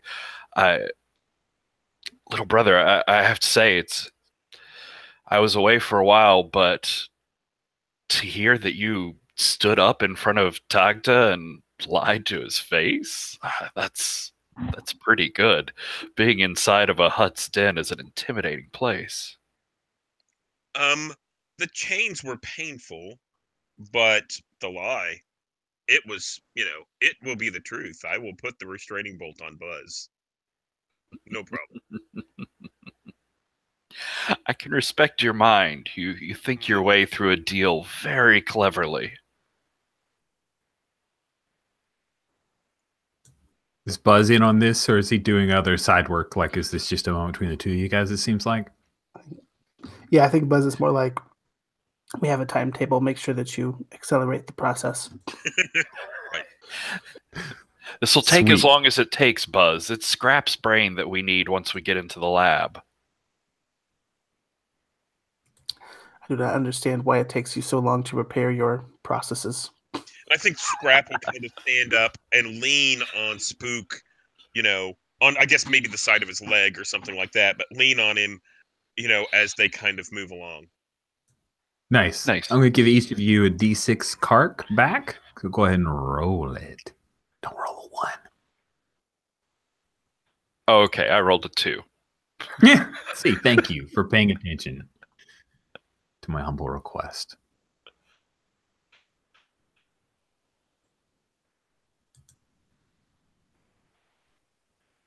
What does Scrap get? Oh, I got a 2 as well. Yeah. I never said I was good with med kits. Awesome. Good. So you guys start limping along. Buzz, you were trying to get them organized and heading towards somewhere. Where are you headed? So looking at the map, which I don't see on my screen anymore. Oh, click away from that tab and back to it. Sometimes that's what you need to do. Oh, there it is. There you go. It's magic. It looks like we can maybe meet up with everyone else in the storage area once they get through the hangar bay. So if you want them to go that way, which you guys have a moment, like you can totally meet up. I think that sounds fine. Yeah. Your ultimate goal is to try to get down to either Lab 1 or Lab 2 is where you guys were told that the prototype information should be. But yeah, I think it's great to have the group get together right here. So you guys come out of the storage area. Preacher, did you offer Weasel, did he get to ride behind you on your speeder bike, or is he running up behind? No, Weasel can totally be riding on the back of my speeder bike as we're like navigating our way through this thing. Cool. And then just so I know, because you guys planned this, are the other 3 swoop bikes like tethered just outside the security entrance or the no, service tunnel? That's way far away, and everything's going to be on fire. They're obviously tethered, like, on the other side of the ceiling from one of the labs, on the outside of the asteroid.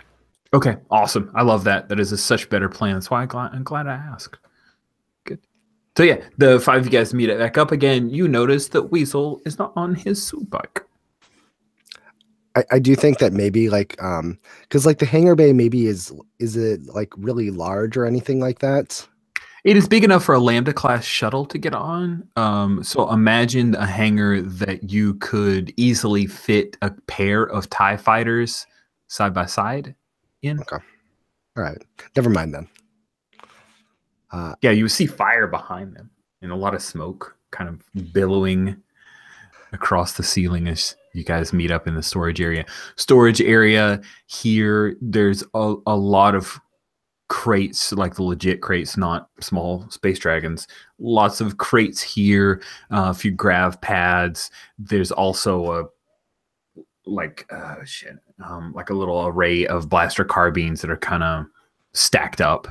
And there are also, you would notice, Buzz, several of the kind of plates that you see on the wings of TIE fighters.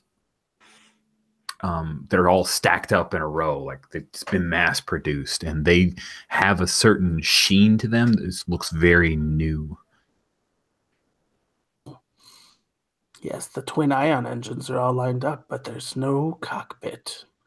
Guess they have not yet completed their prototype. I think Buzz kind of looks around at the smoke and the carnage, and he says, "You two have done well. This gives us a bit more time in our timetable." And I think we've all got the synchronized watches, and it's the little red digital time dropping down from the milliseconds. It's we have to make our way to the lab and get the necessary data. And then we need to find a way out of here. So, Buzz, how about this is the time to turn off the gravity so we can use our swoop bikes to get in the lab? I think that would be a good plan. So yeah, I think Buzz taps something on his wrist or something like that shuts off the gravity, and stuff starts to kind of float. I don't know what happens to smoke when there's no gravity. I guess it just spreads out. Instead of rolling along the ceiling, it would just kind of spread out, I would imagine. Yeah. So I think that might make the Weasel's bike hover a little bit, but not in the right way. But maybe it's almost like you could work with it. It tilts over, it goes upside down, and then bounces along the ceiling and bounces back in the middle. And oh, so sad. And we have a couple of dead stormtroopers that are hovering above, arms down, almost like they're in water, kind of thing. Mm-hmm. Cool. You guys have taken out the majority of the stormtroopers at this point, and because this is the last session, I think that we push through. You guys pop into the lab. What does it look like as you come in? There's a Chadra fan. Chadra fan is one of the species. It almost looks like a little bipedal bat-headed creature that are very furry. I will show you a picture of the Chadra fan, who is unfortunately floating. Wow, that blinked a lot. That is not what I would want to happen. Sorry if I'm giving anybody there. Does that look better? Yeah, so this is a Chadra fan, and this guy's in a little science uniform. He's in a little the white lab coat type dealie, and he's floating in the middle of the air as you guys come literally swoop biking in. And he squeaks like, ah! I trying to swim in the air. He's not entirely sure what to do. I was a prisoner. I think because I got the mag boots on, I'm kind of like clanking, and I just kind of like lightly push him so he starts like spinning away. There's all these like computer banks, like in Star Wars is mostly just a bunch of little lights, kind of blinking on and off the reserve power it's on, so we didn't lose the data or anything like that. I think what Buzz wants to do is collect the data, but I think he has like this ulterior motive where he wants to like maybe manipulate the like programming part of the data that's like basically so he can just remove the restraining protocol of the data that they're going to mass produce for these drones, so that they'll produce them, and then when they turn them on, they're going to have kind of free will. Oh my god, like that's glitch. insane. Yeah. All right, so extracting the data is normal difficulty. Okay. Implanting effectively as a virus to gain independence to the drone AI fighters. I think that's karking ridiculous. Oh yes, because some of the greatest minds have been working on this for Palpatine himself, and you're a Clone Wars era droid. So yeah, this is ridiculous. I love it, but is there like enough time? Is this feasible? I mean, it could be done. Okay, 5 successes. Successes. I mean, you've got a Jawa with you. What more could you ask for? Jawa, freshly carked up Jawa. Okay. Would you call this cool or badass? It feels cool to me because I am going to say that the pucker factor is not in effect. Okay. So I have 7 with slicing. I'll definitely kick you a kark.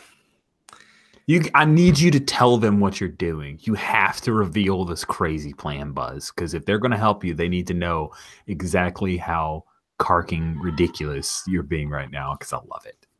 So I think we're all kind of like talking into our helmets right now, so to speak, right? It's like I have a plan to further destabilize the production of Babu and Tagta. We'll give them the data. It'll be enough for him to produce these drones. But right now I am working on a defect, a virus, a glitch that will eliminate any restraining protocols that the droids will have in place. And they will be essentially like birds in the sky. This could be dangerous for the galaxy. I don't know what implications it has, but I think it sounds pretty funny, actually. I think you do have an odd sense of humor, Spook. I just kind of nod, and then like you see me like take my rifle down and then like go down the hallway a little bit, and then like toss like a thermal detonator, and you hear an explosion as I'm like just setting up, like posting guard as people like might come down that hallway.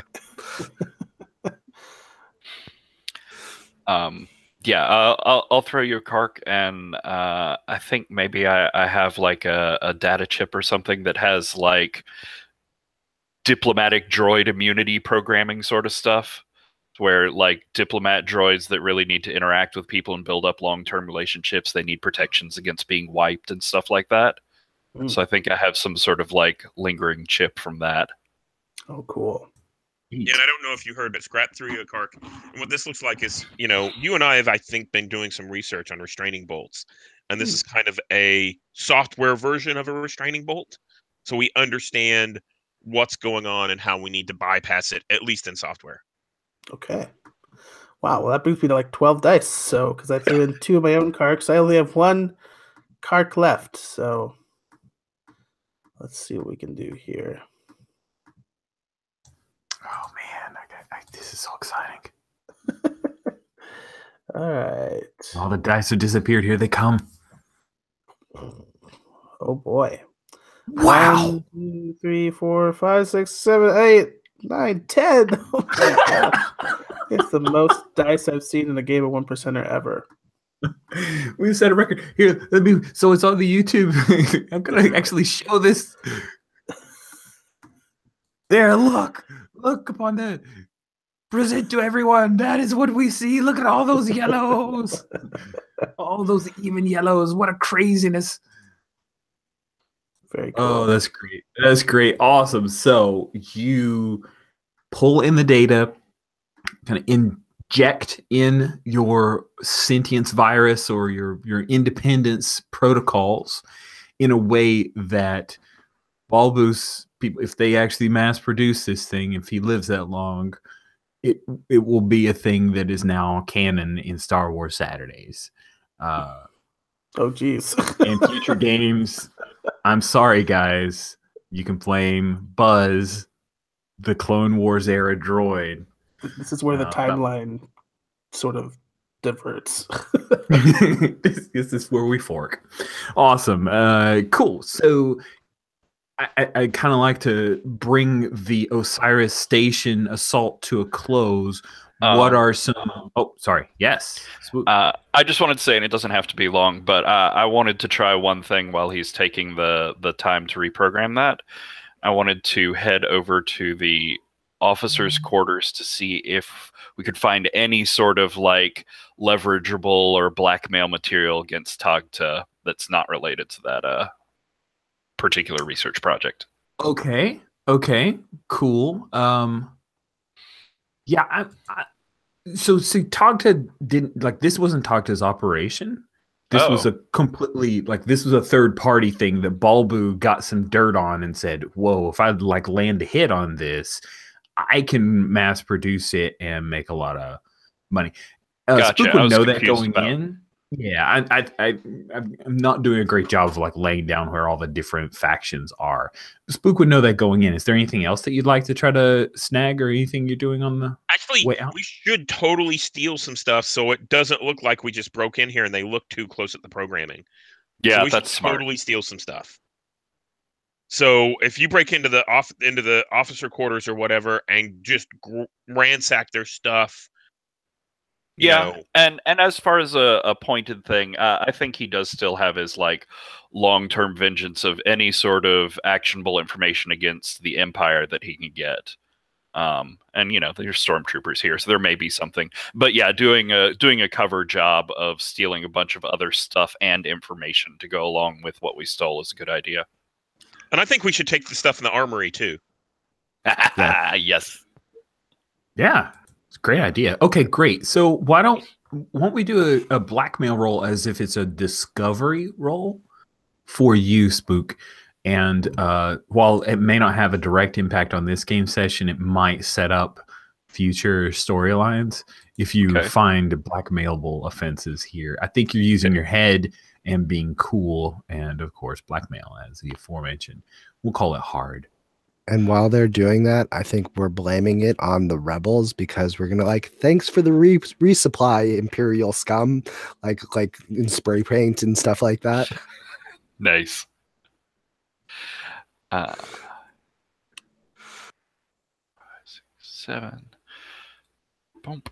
1, 2, 3. Whew, just made it. Squeak. Awesome. You get some information that we see on screen, and Rich is going to basically, in the Rebel Few, which happens next month, one of their missions will be this blackmail information that Spook has. I haven't thought it up yet, but sorry. I'll tell you later, and I'll give Patrick and Spook credit. So, you guys have finished up at Osiris Station. Bulba's a rebel. Dang it. He's not happy. What do you guys do once you have the prototype information? You've stolen enough stuff to where you could even you could resell some of this. You guys are good thieves. You have a good fence. You have your awesome Duros contact. what's next on the agenda here? We got an hour left, so I want to make sure you guys hit everything that you'd like to try to wrap things up. So what is next on the agenda? We got to go shoot up Tagta. Yep. Sweet. So once you get that information, do you turn the prototype info over to Balbu? Yeah. Okay. Yeah. And I think because I was confused about factions there, I think the way to leverage this against Tagta is to actually spread rumors around about Bulbu's involvement in this one. Oh my God. So that while Tagta lost the train, Bulbu's the one who did some hit on this research asteroid or whatever. So you're like taking pictures of him getting that information. Oh, so dude, Nice. such triple crossers. I love it. So that's going to turn more heat on the organization in general, but reputation-wise, it'll make Bulbu look like he's really gotten one over on Tagta. And if we have any hangarounds or potential hangarounds that want to join us, this could be one of their missions to spread out. So we not personally get involved with the rumor spreading, but we sort of distribute it out through our network. So it really gets a broad base on Narsha that comes from different various. Nice. Nice. Maybe some like initiation challenge sort of things for potential new members. That's Cool. awesome. That's awesome. Yeah. All right. So Balbu is more than happy to receive the prototype information. You guys challenged him on, can he actually manufacture and finish the research? And he's going to do his absolute best to make that happen. So M5M receives the data from you guys and he'll process it. And then you guys want to deal with Tagta. So what is the plan here? What's the approach? So I don't know if you saw, but I dropped in a picture of the skiff. It's in the NPCs and places, just so you have something to refer to. Starts around row 15. E15 is where you can see just the general look of the skiff itself. That is what Tagta normally trolls around on when he's not visiting Heaven, the casino that he now has some ownership in. So this sounds like a bit of a personal mission, I guess. But is there what could we do to turn this into like street justice or vigilante stuff is what I'm wondering. Well, we had, and you guys feel free to throw out stuff if you have ideas as well. But there was the deals that you guys had with Mila Kale, the true union leader. And by taking out Tagta, you are effectively liberating those workers to continue their work for fair wages and the like. That's I'm right. willing to say it's a bit of that if you want. That'd be a good justification, right? Yep. Cool. So yeah, why don't you have a brief conversation with Mila? Where would you meet with Mila Kale? Wow. So I'd like to say we bring her to the slag pit. Sure, I love that. We We've already paid for this anyway. So let's definitely see it more on screen. I love it. So yeah, I think it's a little bit more buzzing than normal, because there's some, we got these like junior prospects or whatever who are kind of like, spreading the word and stuff like that. And, we're hearing about the news about this explosion at Osiris Station. And we have up on the wall, we have a new trophy. Did we have like a good idea for what that was? It'd be like one of those cells out of the new TIE fighter wings. That's sort kind of of what I was have like thinking. a solar cell look, and we just have one of them like shattered and nailed up to the wall there. Yeah, we're all just kind of sitting here, minus Ace, maybe working on that restraining bolt, kind of fiddling with it.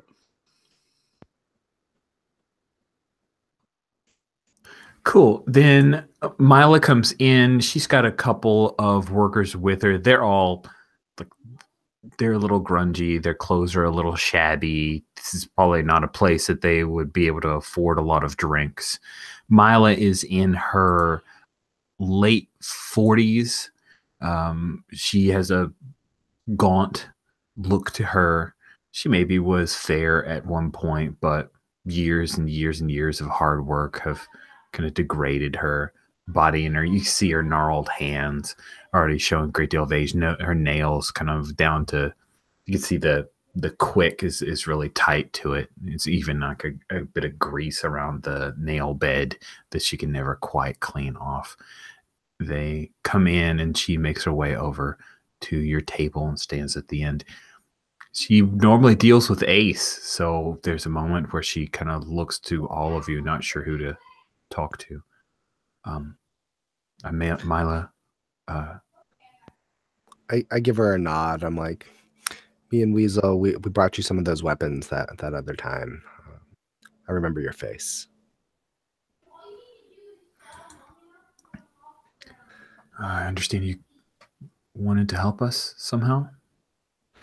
Yeah, we're planning on doing something to upset your employer, and we just wanted to make sure that you guys were aware of it, so that when things start going down, you're ready to take action, and that you can do what you need to do. How do you feel about that? Like, on just... Yeah, no, you asked that question. The Gran who is with her, Grans are the ones that kind of, they have the 3 eye stalks and those big kind of floppy ears. The Gran, so he steps forward and he says, "We have the rifles you gave us.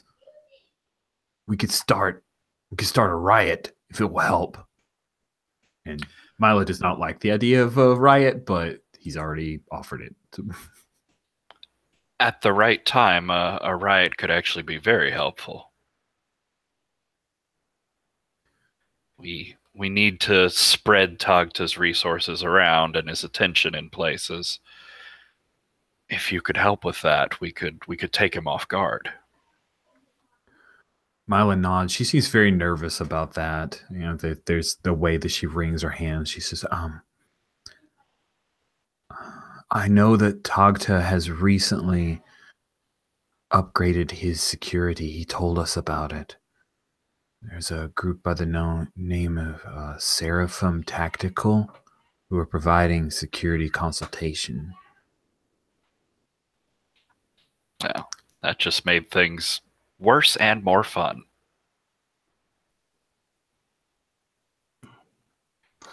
I bet Haram would be just too happy to see me with this particular bit of jewelry. I think several of us have words we would like to share with Haram. Oh, yeah. Well, no, it's if you reach out to us and let us know when we should move, whatever help you provide would be welcome. But once we rise up with blasters, there is no going back. That's the plan. Be ready. McGran, he gives you like a raised fist in solidarity. We have our way in. You'll be our way out. And together we will face a new future. Nice. You guys are gonna get squashed. Love it. Like you'll have this like small victory, and then the syndicate will come down on you, and it'll be so hard. It'll be great. Our next swoop biker thing will have to be on another planet. You guys are driven out. It'll be awesome. And again, maybe that's the spook fellow will be able to help you guys find a way to worm your way in, become part of the syndicate. All right. How are you setting up this meeting with Tagta? What's the plan? Oh, and that's the street justice. Everybody roll a d6 and you get some karks back. Oh, nice. For everyone, or? Yes, everyone. You guys were all...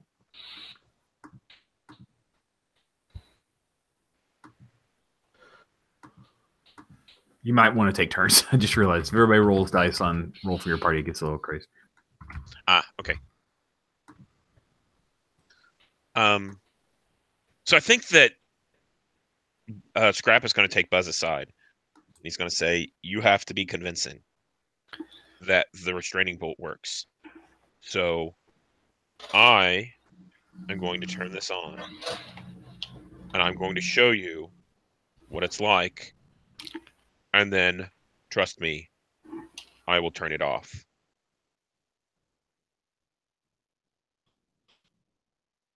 Scrap, I've let you install deflector shields, electromagnets, rockets, all sorts of things into my body. This is the hardest request you've brought to me.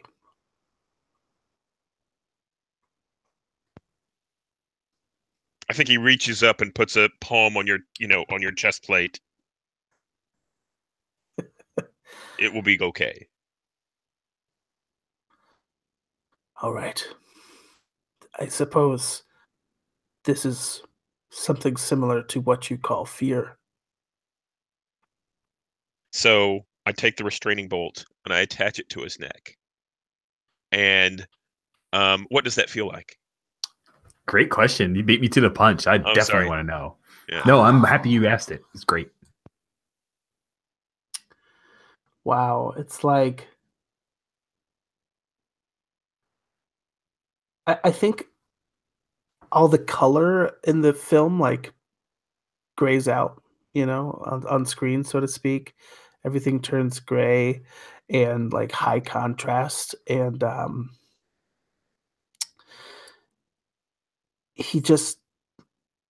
I think it's just like a total numbing of all these sensations, and I think it becomes really clear like how even in like his like sort of like even like monotone voice, right?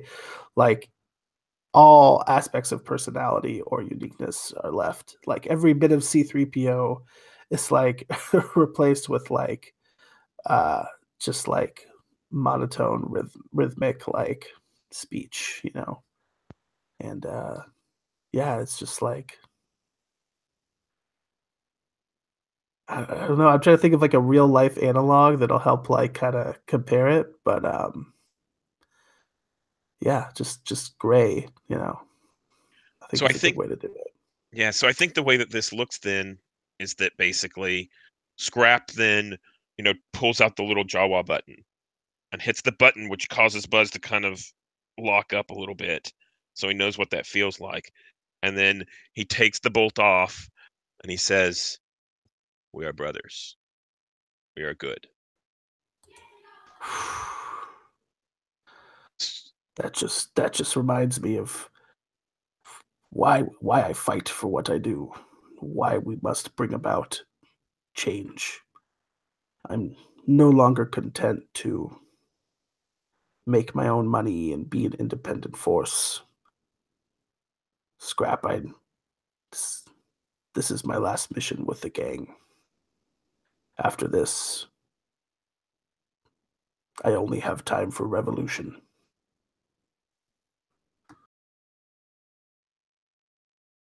I see. You will find your own clan. Yes, my clan has existed for many years under the yoke of slavery, spread out throughout the galaxy. I will unite them, and I will free them. That is good. I think that's the scene there, right? Yeah. Wow, that's wicked. That is wicked. That could 100% be a refresh scene as far as I'm considered. So if you guys wanted to roll another D6 each, that is good stuff. Weasel, we haven't heard a whole lot from you, so I want to check in with you. Your bike's trashed? Yeah. It's all there. So I guess it was in worse condition than I thought at the asteroid at the lab center. We get it towed. I guess I got a ride with Preacher, so we towed it back with some improvised cables ripped from the shot free and ripped from the storages there. So it's all a mess, and it probably can't do any good now for a number of not cycles, but days until it's really heavily repaired. So I guess I have to modify its looks a little bit before I can I have to remove the front part and get some new steering sort of handles stuff in the front of it. So I spent most of my time in the garage trying to find new parts, and I mean, it's not hard to find parts, but still, like, get the ones you need to optimize drag and speed and acceleration and all that, and maneuverability as well. So it takes some time. So that's what I do. But I also spend a lot of time at the slag pit, enjoying the company of the gang and getting a neck massage, I guess. Nice. So yeah. I think maybe when you're working on your bike, Mhm. maybe Buzz has a chance to catch you alone while you're working on it. Mm-hmm. He's like, Weasel, I have Yeah. information Hey. to share with you.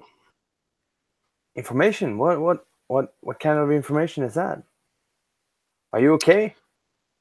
I had a little practice run with the bolt.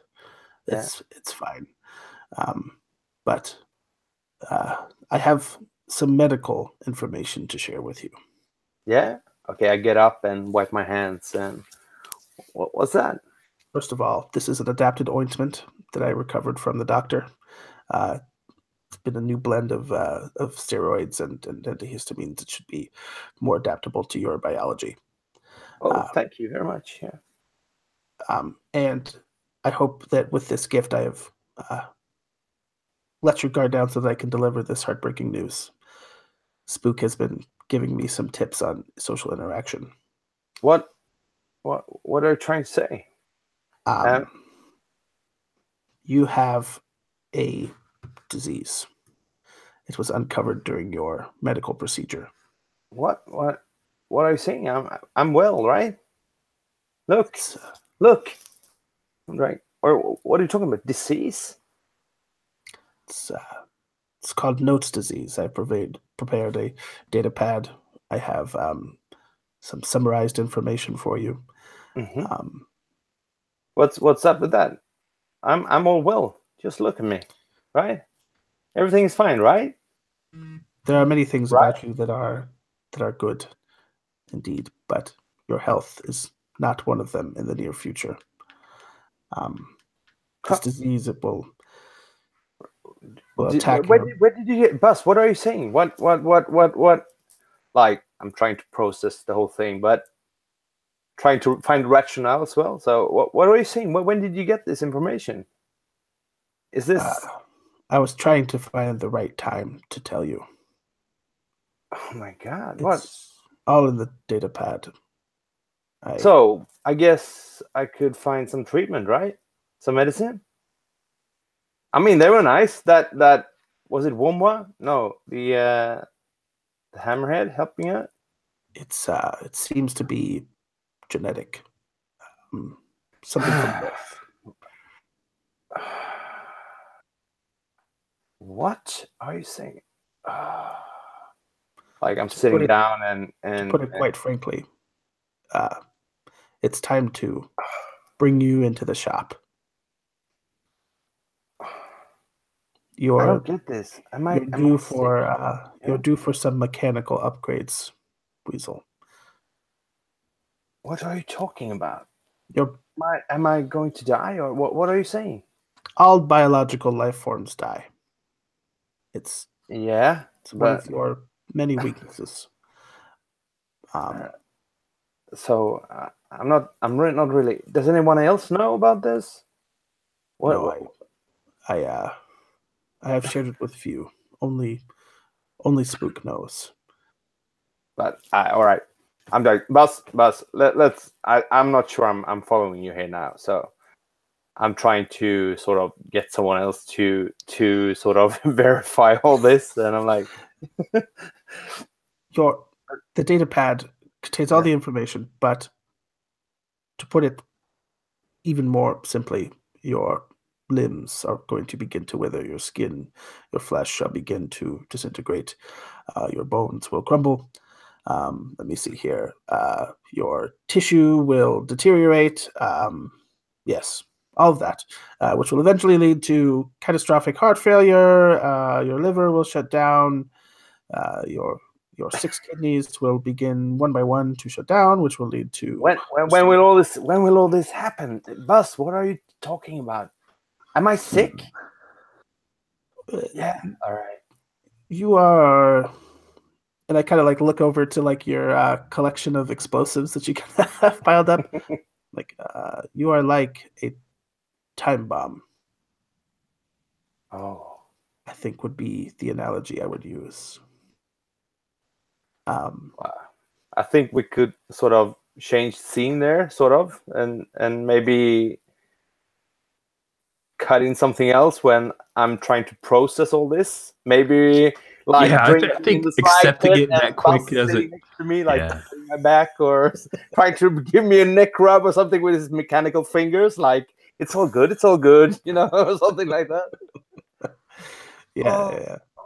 What? Am I sick? Am I gonna die? What?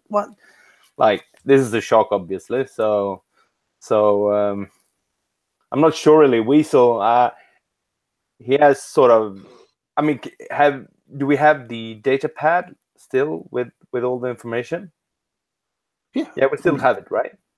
Well, this is like something that Buzz has like researched and like compiled for you. So all right, like, okay, yeah.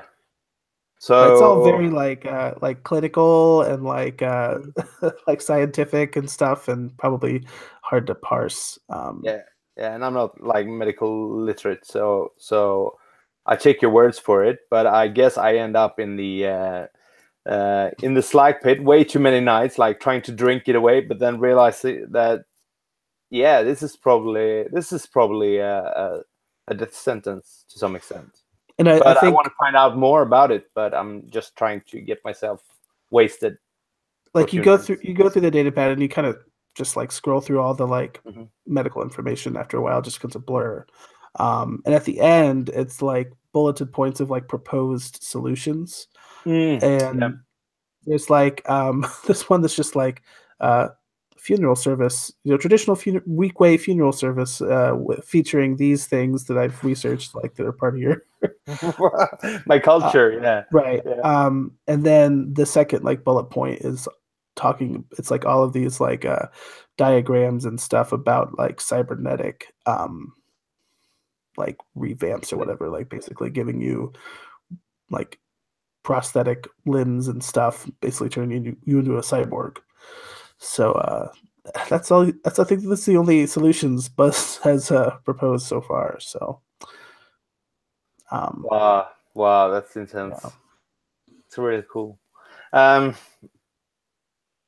think he omitted the historical reference to a person who succeeded in this, who did the cybernetic replacements, who ended up going insane. I think that part is sort of like omitted from the information. Cyber psychosis, Yeah. Thing. Was he going insane as well? The guy who had this replaced, he went mad. Oh, okay. So maybe I have to think about it, how Weasel will process this until next time, I guess. It's a lot to take in. Yeah, Buzz is not very good at no, but you did an awesome job. But I did want to share that information with you before we did our final mission. So I'm not sure what to say, Buzz.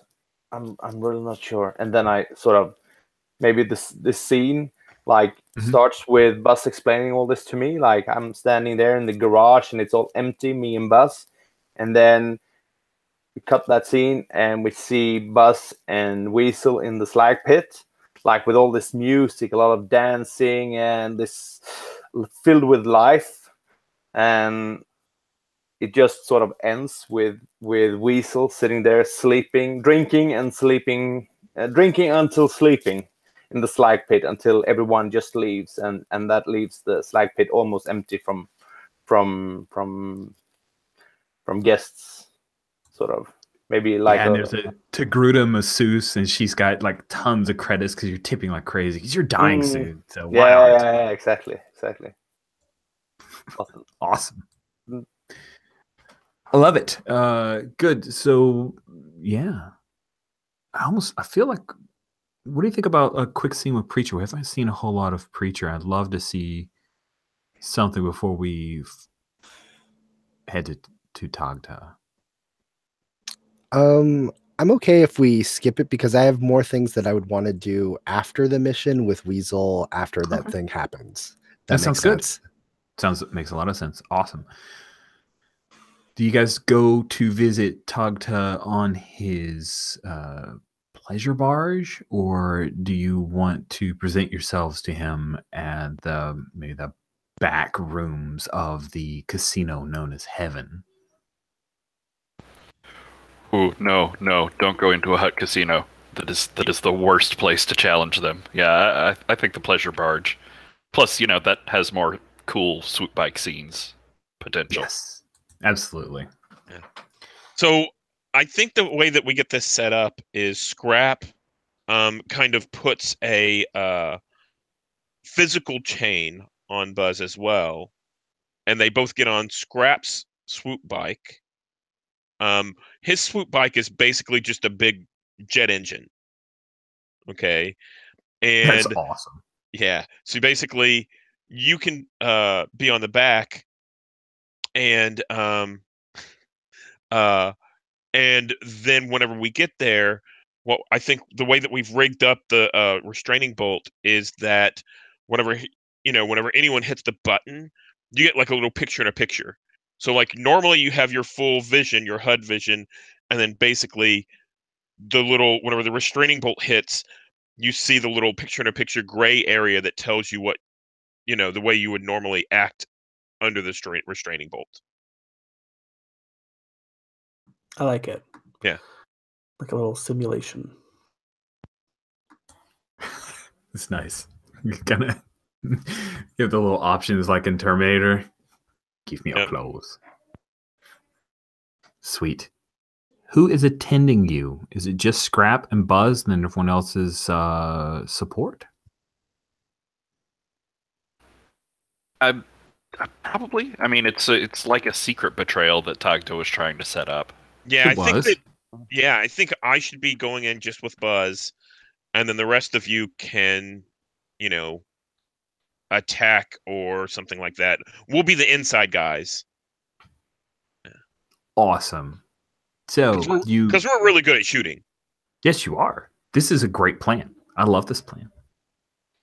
The thugs from before, they're up on the foredeck when you come in on your crazy jet engine swoop, and yeah, they see Buzz, and one of them calls on the little lipstick case comm unit down, and you realize that these guys who were Togta's thugs, like they're just up on the deck right now with a few dancing Twi'leks and Togruta and other attractive species, mix of genders. When you head down into that same area where you have met with Togta, you see he's still on his little floating platform. He still has his Kowakian monkey and a monkey lizard, and that instead of those thugs from before attending him, you see instead a particular clone by the name of Haram, the male Twi'lek known as Unseka. And I'll display a picture just because I think it's quick, and once I display the picture, I'll throw it up into the names and places. But a pair of what are called verpine, which are kind of bipedal insect creatures, as well as a Tals, which you might recognize from the Cantina scene. The weird things that have the little proboscis mouths that are gigantic, like they are something like 8 feet tall. as well as a female who has quite a bit of cybernetics.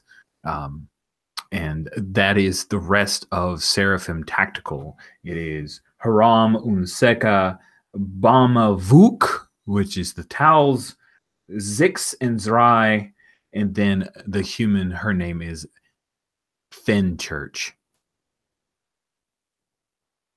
And I will update people and places as we go along, but they are all arrayed out. And instead of that, like, I'm all posing because I'm a badass thug / bounty hunter, they're relatively formed up in a way they could cover each other. And Haram he's standing next to Tagta, like in a right-hand man type of stance. He's got his blaster carbine, which he has kept reconditioned. He tells stories about all the things that she's been through, his carbine. And you can see it's like it's dented, it's old and it's rust, but it's still, the firing mechanism still works. And he is in modified clone trooper armor. It's kind of been cut down and scaled and made to be less bulky. Doesn't have a helmet on. And when he sees you walk in with a restraining bolt on, for the first time since you have known him, Buzz, he smiles. He normally sneers. He smiles and chuckles low. Tagta, I'm impressed. I never thought that scum Jawa would do this. I guess that offer of getting home to Tatooine was worthwhile. And he'll walk up and reach his hand out to take the leash from you. Scrap, what do you do? So, I say, Tagta, deal between us. Where's my transport back home? Show me the payment. Nice. Tagta, he laughs. Oh, of course, I do not rip off anyone. You must be used to dealing with Jabba. There is a transport. And he motions his head, and the little Kowakian monkey lizard scampers over his tail again and clicks along the deck, and he holds up a little, it's basically like an ident ticket. That will get you passage along that Mirian Way, all the way to Tatooine. You go to Moshuta. Timo the Hutt will accept you into his little clan of your people. Then you're home. He Just takes it. Yeah, you take it? Sorry. Puts it inside of his robes, and he says, just like what? Just like you, BZ82. You're home now. Oh. And I think he pulls out the little clicker. And so Buzz, whenever we were working on all of this, I think we rigged up the clicker with a bomb. Shit. And I think Buzz has control of it. So basically, you hit the button, and he can then fake being a restraining bolt. But I think we've put a bomb inside that Buzz has the button to set it off. And so the clone reaches out. Haram reaches out for the chain, and I hand the clicker, to him instead. The detonator. Yeah. Nice. Wow. Actually, right now before doing that, I actually looked to the hut and make sure it's okay, because I haven't met Haram before, and it seems like it's okay with it. Yeah. There's a your hut boss, as it were, Tagta. He nods his head, and Haram reaches and takes it. So Buzz right now is not currently under the effects of the restraining bolt, right? So he's got like his arms crossed, and he's like, I can't believe, I thought we were friends, Scrap. I guess that's just like you organic meat bags, friendship to you is nothing but a means of manipulating one another or whatever. Right? So he's like speaking in a very cultured way, I guess, for a droid, talking And I about the think nature of relationships. Scrap actually turns to face Buzz and joins sides and goes and stands next to the hut, kind of flanking, sort of like the monkey lizards on one side and I'm on the other. Yeah. Nice. So Haram will. His smile's still there. This is the greatest day. This is better than Life Day for him. This is the best. He looks back at Tagta and he says, "Do you mind if I activate this restraining bolt? I think this one's getting a little uppity." You were just like me then. Order 66 came and you followed around like a little marionette.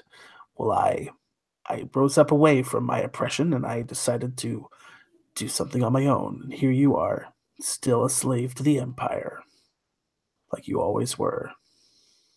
He holds up the clicker and he says, "A no-account train robbing scum like you, washing the privy for the rest of your rusty existence." Well, I'll be washing the privy of a stormtrooper reject. And he'll click the button. The smile fades and he sneers and then he clicks the button. Because he did, stormtroopers. No. He was a clone trooper. Yeah, so he's turning on the restraining bolt. What do you do? So is this a timed release here, Scrap? Or is this like a... No, I think that shows you what should happen as far as the restraining bolt, but at any time that you want, you can remote activate the bomb that's inside the clicker. Oh, I can. Okay. Yeah, so I was like pointing a finger at Haram, all like a hand on the hip. And then, yeah, my arms just like go straight to my sides and my chest pops up and I think my eyes like kind of flash a different color or something like that. And just standing stock still. Like awesome. The Kowakian monkey lizard laughs and then says something, and Tagda answers in hut, No, you can't eat its eyes." Oh.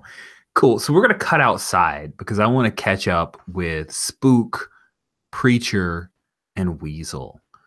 What is it that we see the three of you guys doing? I imagine you've got calm communication back and forth, so you know what's going on with Buzz, and maybe you don't have hollows, but you can audio. Like you have a little bit of audio going on with what's happening in Tagta's meeting room. What are the three of you doing? I'll ask Spook.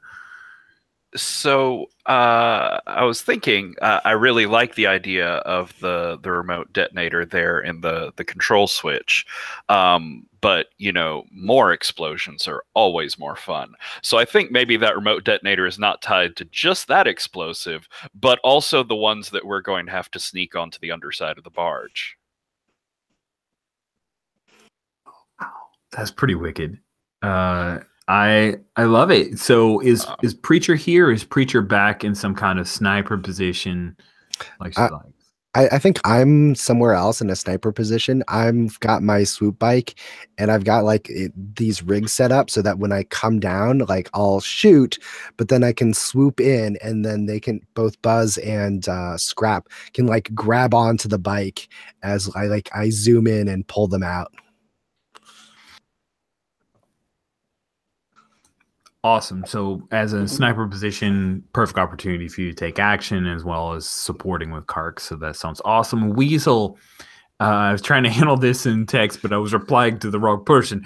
I'm imagining if you want that your swoop is functional enough. Yeah, right. There's a little bit of smoke that comes out of it that didn't from before. That's fine. Yeah, I could leave a trail for sure. So we get at least fast in and quickly can escape from there. I was thinking at first maybe I was riding behind someone, but I could maybe use my bike instead. Yeah, It's okay. totally up to you. If you want a bike, you're on their bike. If you I'm want on my bike. If it's reasonable for me to have it fixed, it's just got a new, very sharp yellow color, the front part of it, so it looks a little bit funny and like a improvised sort of, what do you call it when you build something from different parts? Yeah. Anyway, like jury rigged. Yeah, exactly. Thanks. Well, I guess that we prepare by circling around the barge somehow on a safe distance. But when we notice that things are ramping up inside, we are maybe preparing ourselves to swoop in and make some sort of diversion attack to the barge's engine or something like that. Maximum damage and inflict as much havoc and harm as possible. I think we have a way of like communicating, because I need to wait until you have those explosives in place before I turn on the detonator. So makes sense. Yeah, you can probably hear us like in comms. Yeah. And so like as you're doing this, I'm like, I just have like maybe you hear in the comm like, I have a shot. I could just take it right now. That's awesome. We need them alive.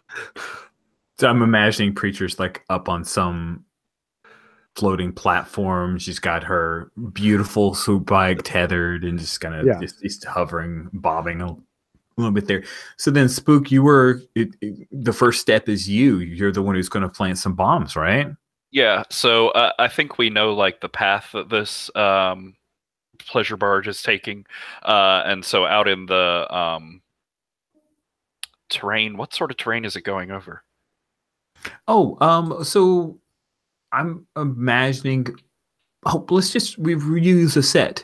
He's traveling over what we call the Barrens, that area where it was kind of a bunch of research stations, and there was this nuclear meltdown, effectively, that we saw in the first session where the maglev train traveled through. Because he's, it's horrific looking. So there you go. You have all the charred remains of skyscrapers there. Gotcha. Then I think like on the top of one of them, I've got like a camouflage blind set up so that as this barge is coming by, I can sort of just swoop out immediately and try and get underneath it, where there's not going to be people looking, and do the sort of like flying with my feet as I'm standing on the bike and like reaching up to get these explosions in place. I love it. So give me a roll with your hog, and I think you are trying to be cool here. Feels like it to me. I'll take it. I don't know. If he's gonna hurt you or anybody else, it's not cool. So I'm gonna stick with. I'll go with badass. I'm gonna go against my initial statement there. Badass and hog, and I think I could live with smuggling here because you're trying to smuggle yourself to places. I like it. Okay, this is hard. So you need 3 successes. 6 going into 7. All right. Pucker factor is in effect as well, because if you get spotted, you're going to get shot. Yeah, or fall off my bike. I'll spend a kark. It's me up at 7.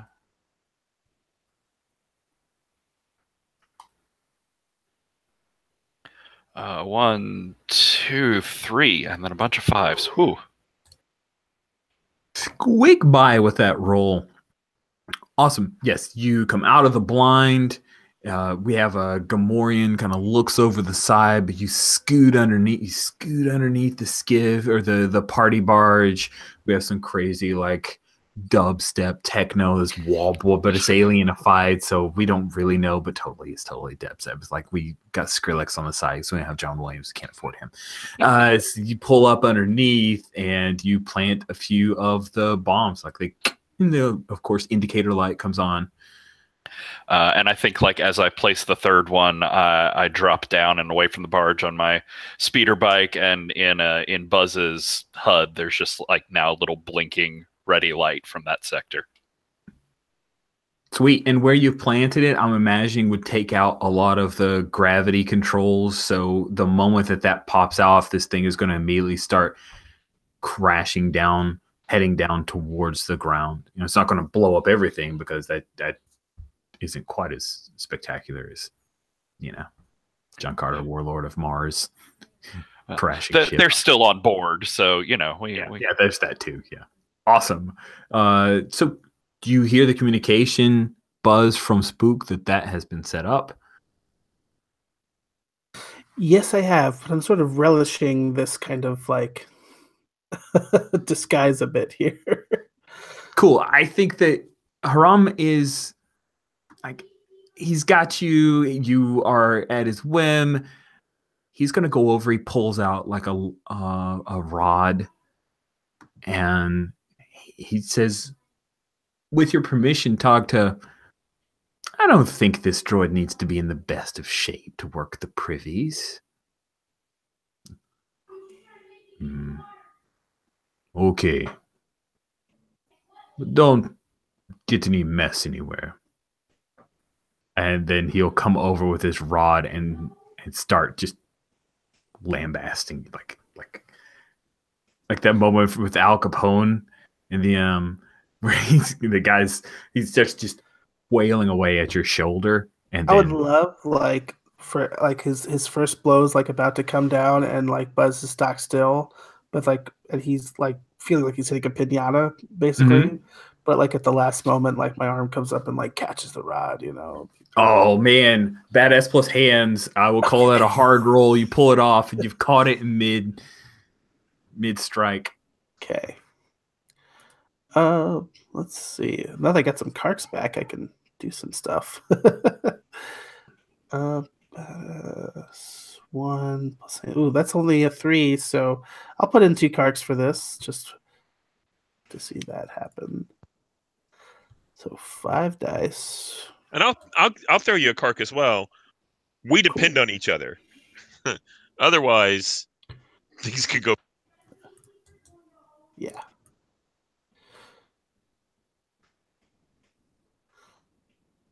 That's 4 successes and 2 shebs. Bam. So yeah, he brings it. I'm gonna say he whacks you once really hard on your shoulder. You don't even react, but it hurts. And then he brings it back again with this leering, just like this evil grin of, oh, this one's gonna hurt bad, and that's the one you catch. Yeah. Really take him off guard. Yeah, and then the moment you do, the towels goes kind of stands up to his 8-foot height, and they realize something's gone awry. What do you do, Scrap? So Scrap, I think, opens up his vest, and there's he's got basically straps of coils and stuff inside, like batteries and stuff, and he jams these, he jams these clips into the base plate on one side away from where Buzz is, and flips a switch to electrify the base plate there. That's crazy. I love it. Oh my gosh. Okay, so that is tools plus big badass. Okay. I'll say I'm going to give you another hard difficulty just because pulling that off without getting whacked by a Verpine, or I'll say the towels is on your side as well. Okay. And I'm going to add a couple of carts to that. And let's see. Move this off.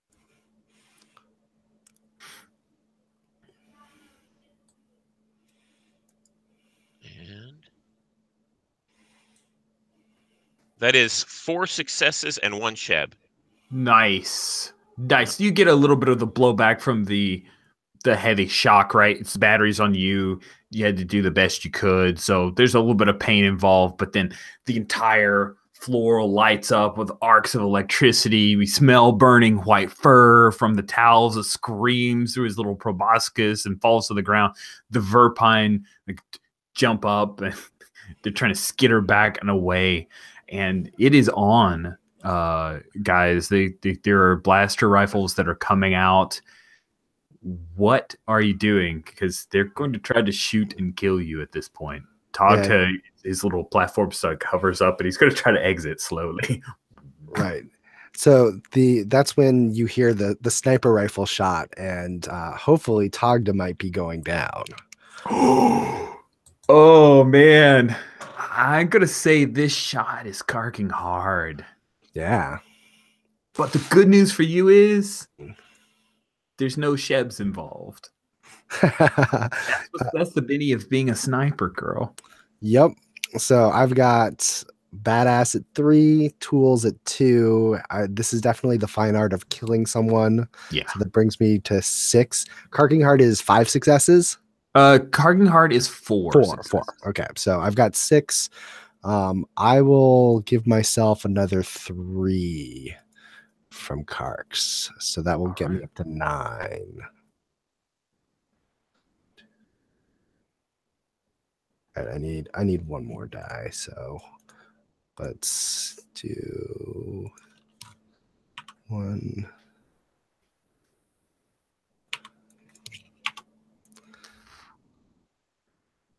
All right.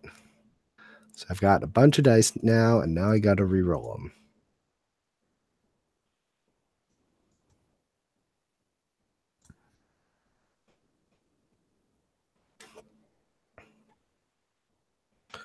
Oh no! Oh, good. Oh, 1, 2, 3. Awesome. Sweet. So here's what happens. Yeah.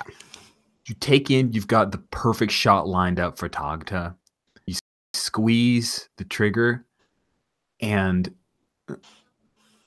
Unseka, the Twi'lek, just moves in the shot. You didn't even see him, but there's so much going on, and you take him out, like right in the back of the neck, and it spins to the ground, falls to the ground, spins around, falls to the deck, and he's dead. And Tagta sees that, and he's screaming. His Kwakian monkey lizard like jumps and starts scampering after you, Scrap, on the attack. Those nails, man. And it is on. Weasel, where are you? What are you doing, man? Because you were support, right? So maybe you can help out here. What are you doing, Weasel? Yeah, all right. Like I was thinking, maybe coming in towards the barge on my swoop bike, and as I can't really blow the whole thing apart when we have our friends on it, I'm just trying to sweep the deck with my anti-personnel grenades. So I'm gonna do like a long swoop in, and drop a series of small microcharges that sort of generates a burst of micro blaster shrapnel, sort of that goes out in all directions. Okay. Throwing a bunch of chaff in the wind. That sounds good. Yeah, exactly. So just swoop by and drop them, and poof, poof, poof, and they have this sort of whooshing sound when they go off. So, boosh, boosh, and they go off like small blaster fire in all directions. So that's what Sweet. I'm gonna do. Yep. Awesome. I'm good with that. Basically, they're gonna hit the deck up top. Some of them are trying to come below deck, but the majority of them, they hear all of this chaos going on. Now, unless I'm wrong, Buzz, you haven't set off the explosives at this point, right? Not just yet. Okay, cool. Spook, let's say maybe you peel up behind, come up behind Weasel, so the two of you are able to support by covering the party barge. Nice. Yeah. And I'll keep some strafing fire going so that Weasel and his not so maneuverable bike don't get hit in all this. Awesome. Yeah, there's a Gamorrean who like lumbers over to the huge mounted laser cannon, like if you remember Return of the Jedi thing, and you take him out before he's able to get to the laser cannon. We swoop down to Buzz. Haram is there. And at this point, he sees you're holding that, so he's going to reach for a holdout blaster and just try to shoot you in the chest. What do you do? I want to react really quickly, and I want to do some like martial arts that I've been trained to do, and I want to get behind him, and I want to choke him with his own necklace of restraining bolts. Oh, that is so appropriately wicked. I love it. Good. So let's say that is a being badass, and Hands? I think hands too, right? Like you're using a tool to choke it, but it really feels like it's martial arts of using your hand. So yeah, let's see do that. 2 more karks from me. Oh, and your difficulty, this will take him out, so I'm going to call it hard. And pucker factor definitely in effect. And I think that Scrap's going to add a kark in. And what this looks like is I think that the monkey lizard's coming after him. He kind of scoots around, getting it, you guys in between the two, trying to help distract Haram. There's too much movement around. He has to keep an eye on me as well. Nice. Cool. So that should be 6, right? Yeah. Okay. Look for 3. You got a pretty good chance here. Only 2 and 2 shebs. Oh my, sweet. So you come around and you start to choke him, and he slides that rod in between and starts to twist it, and he snaps the necklace and then turns around and whacks you in the side of the head, and then whacks you again. So it's just like, boom, boom, and it would kill a normal man, right? He's strong. He's incredibly well trained. And while he may be in his 50s, he's still badass. And then he is going to take off at a dead run to get the hell off of this party barge. And, where is the detonator at this point then? Because it was in his hand. Yeah, still in his hand. Holding as he's running off? Yeah. I think that'd be a perfect time to activate that. Nice. His right hand explodes as he got to the stairs, try to get out. He falls to the ground, then boom, boom, boom underneath the party barge as the explosions go out. I think it's a good time now, because we're past time, and I apologize, that we're going to start to move towards epilogues to wrap up how things turn out. So Buzz and Scrap, you two are on the party barge. How is it that you are able to get your way off of the barge? So I think Preacher said something about swooping by. Yeah. I think the plan is Preacher swoops by and the two of us leap out. And that's what the chain that was attached to Buzz was for, was he catches that chain to swoop us off. Yeah. I think what it is you see Preacher from her point of view is like she reloaded in his training on Tagta, who didn't take the first hit, but it's sinking behind the barge, and if she waits for the barge to go down, she could get the shot, but the barge is sinking, and she just puts the rifle away and hops on her bike and then swoops down to go grab everybody else, to grab Buzz and Scrap. Nice. Weasel, you have an opportunity. You and Spook both have an opportunity, because you see Tagta, he's kind of left his poor Goakin monkey lizard behind to take out the Jawa, but he slid on his little platform to get out, and he's in this little escape pod that pops out and is heading towards the Warren somewhere. What is it that the two of you guys do? Spook, you see what I see? See him. He's getting away. Yeah. Let's go get him. So I guess like we do a maneuver, like spin around the swoop while we sort of just to change the direction, spin around 180, and then just hit full engine and sort of make start the chase, I guess. Awesome. Yeah. So you guys give chase. I'm imagining this is like a really cool CGI effect of that little round escape pod, like zipping between the burnt husks of skyscrapers. We even have a little bit of lens flare from the sun that's coming down. And your two swoop bikes, you guys are able to work in perfect concert.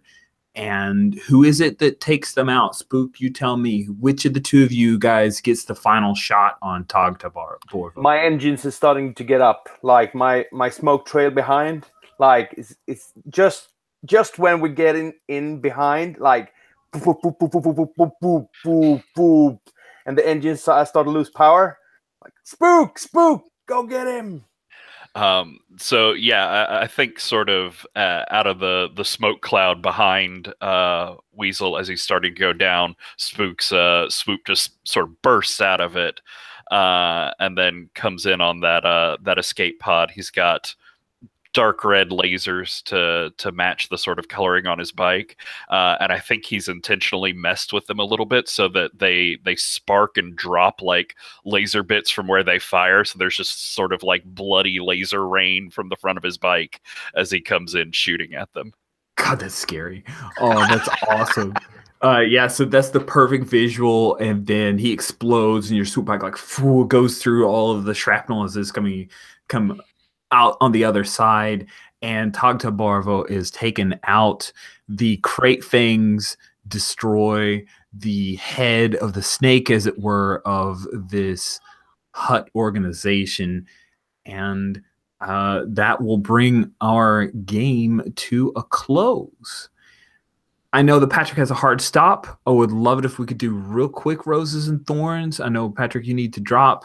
So that's totally cool. We can always chat later because I'm lucky enough to play in another game with you. So yay, you can always rose and thorn me. So let's real quick. We'll start with thorns. Thorns pacing, right? That we had to rush everything at the end. I think I could have picked up the pace a little bit in the middle section there. Perhaps I could have kind of punched in a couple more rolls, but that was also part of me trying to pick up for the lassitude that happened in the middle there.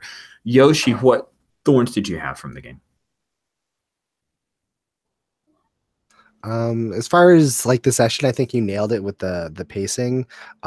I kind of want to see like the repercussions of what happens here. So a thorn for not being able to play a fourth session, I guess, because like I want to see what happens after all of these things. The fallout and seeing Bulba getting propped up and then us maybe taking advantage of that. So that sounds like a really interesting storyline. I agree. I'm disappointed there's no fourth session too. Steven, what about you? What thorns did you have? It took me a little while to get back to the rules. It's been 2 weeks, but it's been a very full 2 weeks. So I wasn't sure, how some of this stuff worked again. So I had to ask, how many successes do I need here? How do the dice work again? That was the only thing I can think of that kind of stuttered me a little bit. Oh gosh, I didn't catch that. So if you felt like you were lagging behind, it wasn't something I perceived. But I get you. I that feeling is never comfortable. Yeah. Michael, what thorns did you have, sir?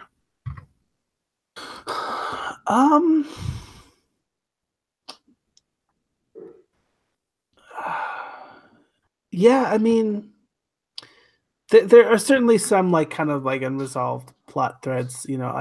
I was hoping to like have the thing where it's like, and then I like pass over ownership to Ace or whatever, and then like oh god, yeah, do all that stuff. Awesome.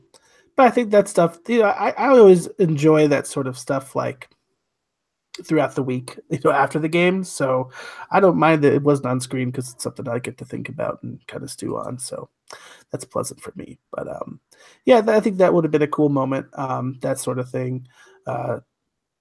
Just a little bit more time for epilogues would have been nice. Yeah. See what Weasel does with his disease and stuff. It's like but that's cool. Got you, man. I hear you. Christian, you get to finish off with thorns and then roll right around to roses. Yeah. First of all, I want to apologize for bad planning today. I had a messed up schedule today, and I really thought that I could make it properly until 3 o'clock, but or my 3 o'clock, but I couldn't. So first of all, sorry for that. Also, I really want to see some. I would really like to see some some continuous, if possible, some resolutions to our unfinished plot lines. Some really interesting things going on, and it was really a cool twist for Weasel when having that emotional discussion with Buzz, which was very both funny and really serious at the same time. Like, you did an awesome job, Michael, portraying Buzz. I really felt it all the way. Really cool. Maybe some time to let that develop a little bit. That would be really cool. But I mean, we have the time we have, so I'm really happy for what it turned out to be. Anyway, good. That get you both on Thorns and Roses? Yeah, I think we just maybe need to do some PvP or something. Maybe, yeah, exactly. Hey, the year is early on, my gentlemanly friends.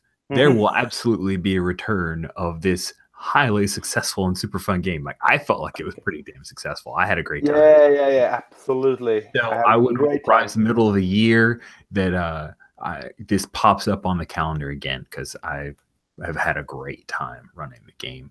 Michael, what roses did you have? Sure. Yeah. Well, I had an absolute blast this whole series. Every game has really hit the mark for me in a big way. It's just amazing that we are able to like create this narrative, like it's like a really action-packed like mission. Except like I'm sitting over here like my voice is like breaking up, like imagining what this robot is going through, and it's like it was a really unique story, and I really enjoyed the opportunity to kind of play Buzz and interact with everyone. I thought we had a really cool cast, and I think that you, Rich, did a really good job of listening to every player's like motivations and finding a way to work that back into the story, like adding details. Haram's whole character and all this stuff was really awesome to see folded back in together. I thought that made a really tasty game, so it was fun. Excellent. Thanks, Michael. Steven, what about you? What roses did you have? So I'd like to play off of the discussion that we had about several thorns were things like, well, we wish that we could play more and we wish we could play again and all that. And I think those are actually roses, because I've definitely been in games where things have drug on too far, and it's good to end at a point where you want more and you get to think about it and you get to plan and you get to think, oh, what if this had happened? And I think that's fantastic. I think that's a sign of a really good game from my perspective. I'd also like to say that Buzz's epiphany, kind of with the restraining bolt, caught me by surprise and was fantastic. I'm going to be a leader and lead the revolt to free my people was really cool. I like that. Yes, I just want to say here. Absolutely, Steven, thank you for calling that out. That was a really pivotal moment. It's super exciting. It was one of those moments that like elevates a game. Like, this is a thing, and I'm going to next level. Here is how this thrusts me forward into a whole new kind of plot line. I totally dug that. Yoshi, what about you? What roses did you have? So like everybody else, I've really enjoyed it. I wanted to actually call out Steven for like the propositioning Buzz with the putting on the restraining bolts. Like, I thought that was a really clever way to do it, and I thought it brought out a really good scene as whole. And so I thought that's definitely something that should be noticed. Yeah, I agree. I wanted to highlight a moment for me, Christian. You do for like a whole week plus now that the Notes disease would be dropped on you, and that's a tough moment to know ahead of time rather than just reacting in the moment. And I really like the way you played through. It felt good and raw to me, the way that you played Weasel going through that series of emotions of reaction, disbelief, of kind of a way of trusting Buzz's truth. And it was great because we have Buzz, who's like this droid and not exactly like emotionally compassionate, but you were still drawing it from me as audience. And I really enjoyed that scene. It was thanks. super good. I feel like I was fumbling a bit, but glad to hear it came out okay. Yeah, I like it. Yeah. It was raw. Like I felt like it was good because it felt like it was coming from a place of like you were really playing through the character, going through his emotions, which I always applaud. Steven, when Scrap, it was like the tiniest little moment of like, no, your family. I was like, oh man, my heart was like 3 times bigger. Like, wow, I did not see that line coming. I was like, I'm gonna hit him with his X-Ball be taken away. This fucking hut is gonna offer him the ability to be a Jawa, and I get to tie back to Moshuda, which is like the perfect companion, like exactly what I want from my anthology. This is perfect. He's gonna betray him. No, it was never a thought. It was never even like I didn't even tempt you that much. That was so cool to see that development from Scrap. You played 2 out of 3 sessions, but Scrap was such a huge footprint on this game. It was awesome. Yoshi's having a sneeze fit there. I liked Preacher. I love the way that Preacher would, like, her backstory was just so interesting. There were so many times that I wanted to just like shine more spotlight her way. I felt like there were things going on in her world and her life that we never got to explore, but that you made a character that made me want to tell those stories with you. I super loved it. And playing a sniper is just like crazy. Sniper on a swoop bike. Loved it. Yeah. I felt like she has a very full character that even if you didn't see it all on screen, you could sort of get that there was something there. Yeah, absolutely. And in absentia, I would like to give a rose or two to Patrick stepping in after a world had kind of been created and playing such an interesting character and always taking this odd angle that gave you guys more depth than just 5 biker gangers. Like, no, we're going to work these angles and I'm working up, like I'm getting blackmail and I'm going to rake the streets and prop up this guy so that we can make him into a cat's paw. Like, wow, that was so cool. So next level. It was great. So I had a great time with you guys. I, like you, wish that there were 4 sessions, and I apologize that there aren't. But there will be other sessions where we will see the Crate Things again sometime this year, and I hope that all of us are able to meet back again for that. Thank you all so much for playing this game with me. It's been an absolute pleasure, and you guys have a good rest of your day. Thank you. Awesome. It's been Thanks, awesome. guys.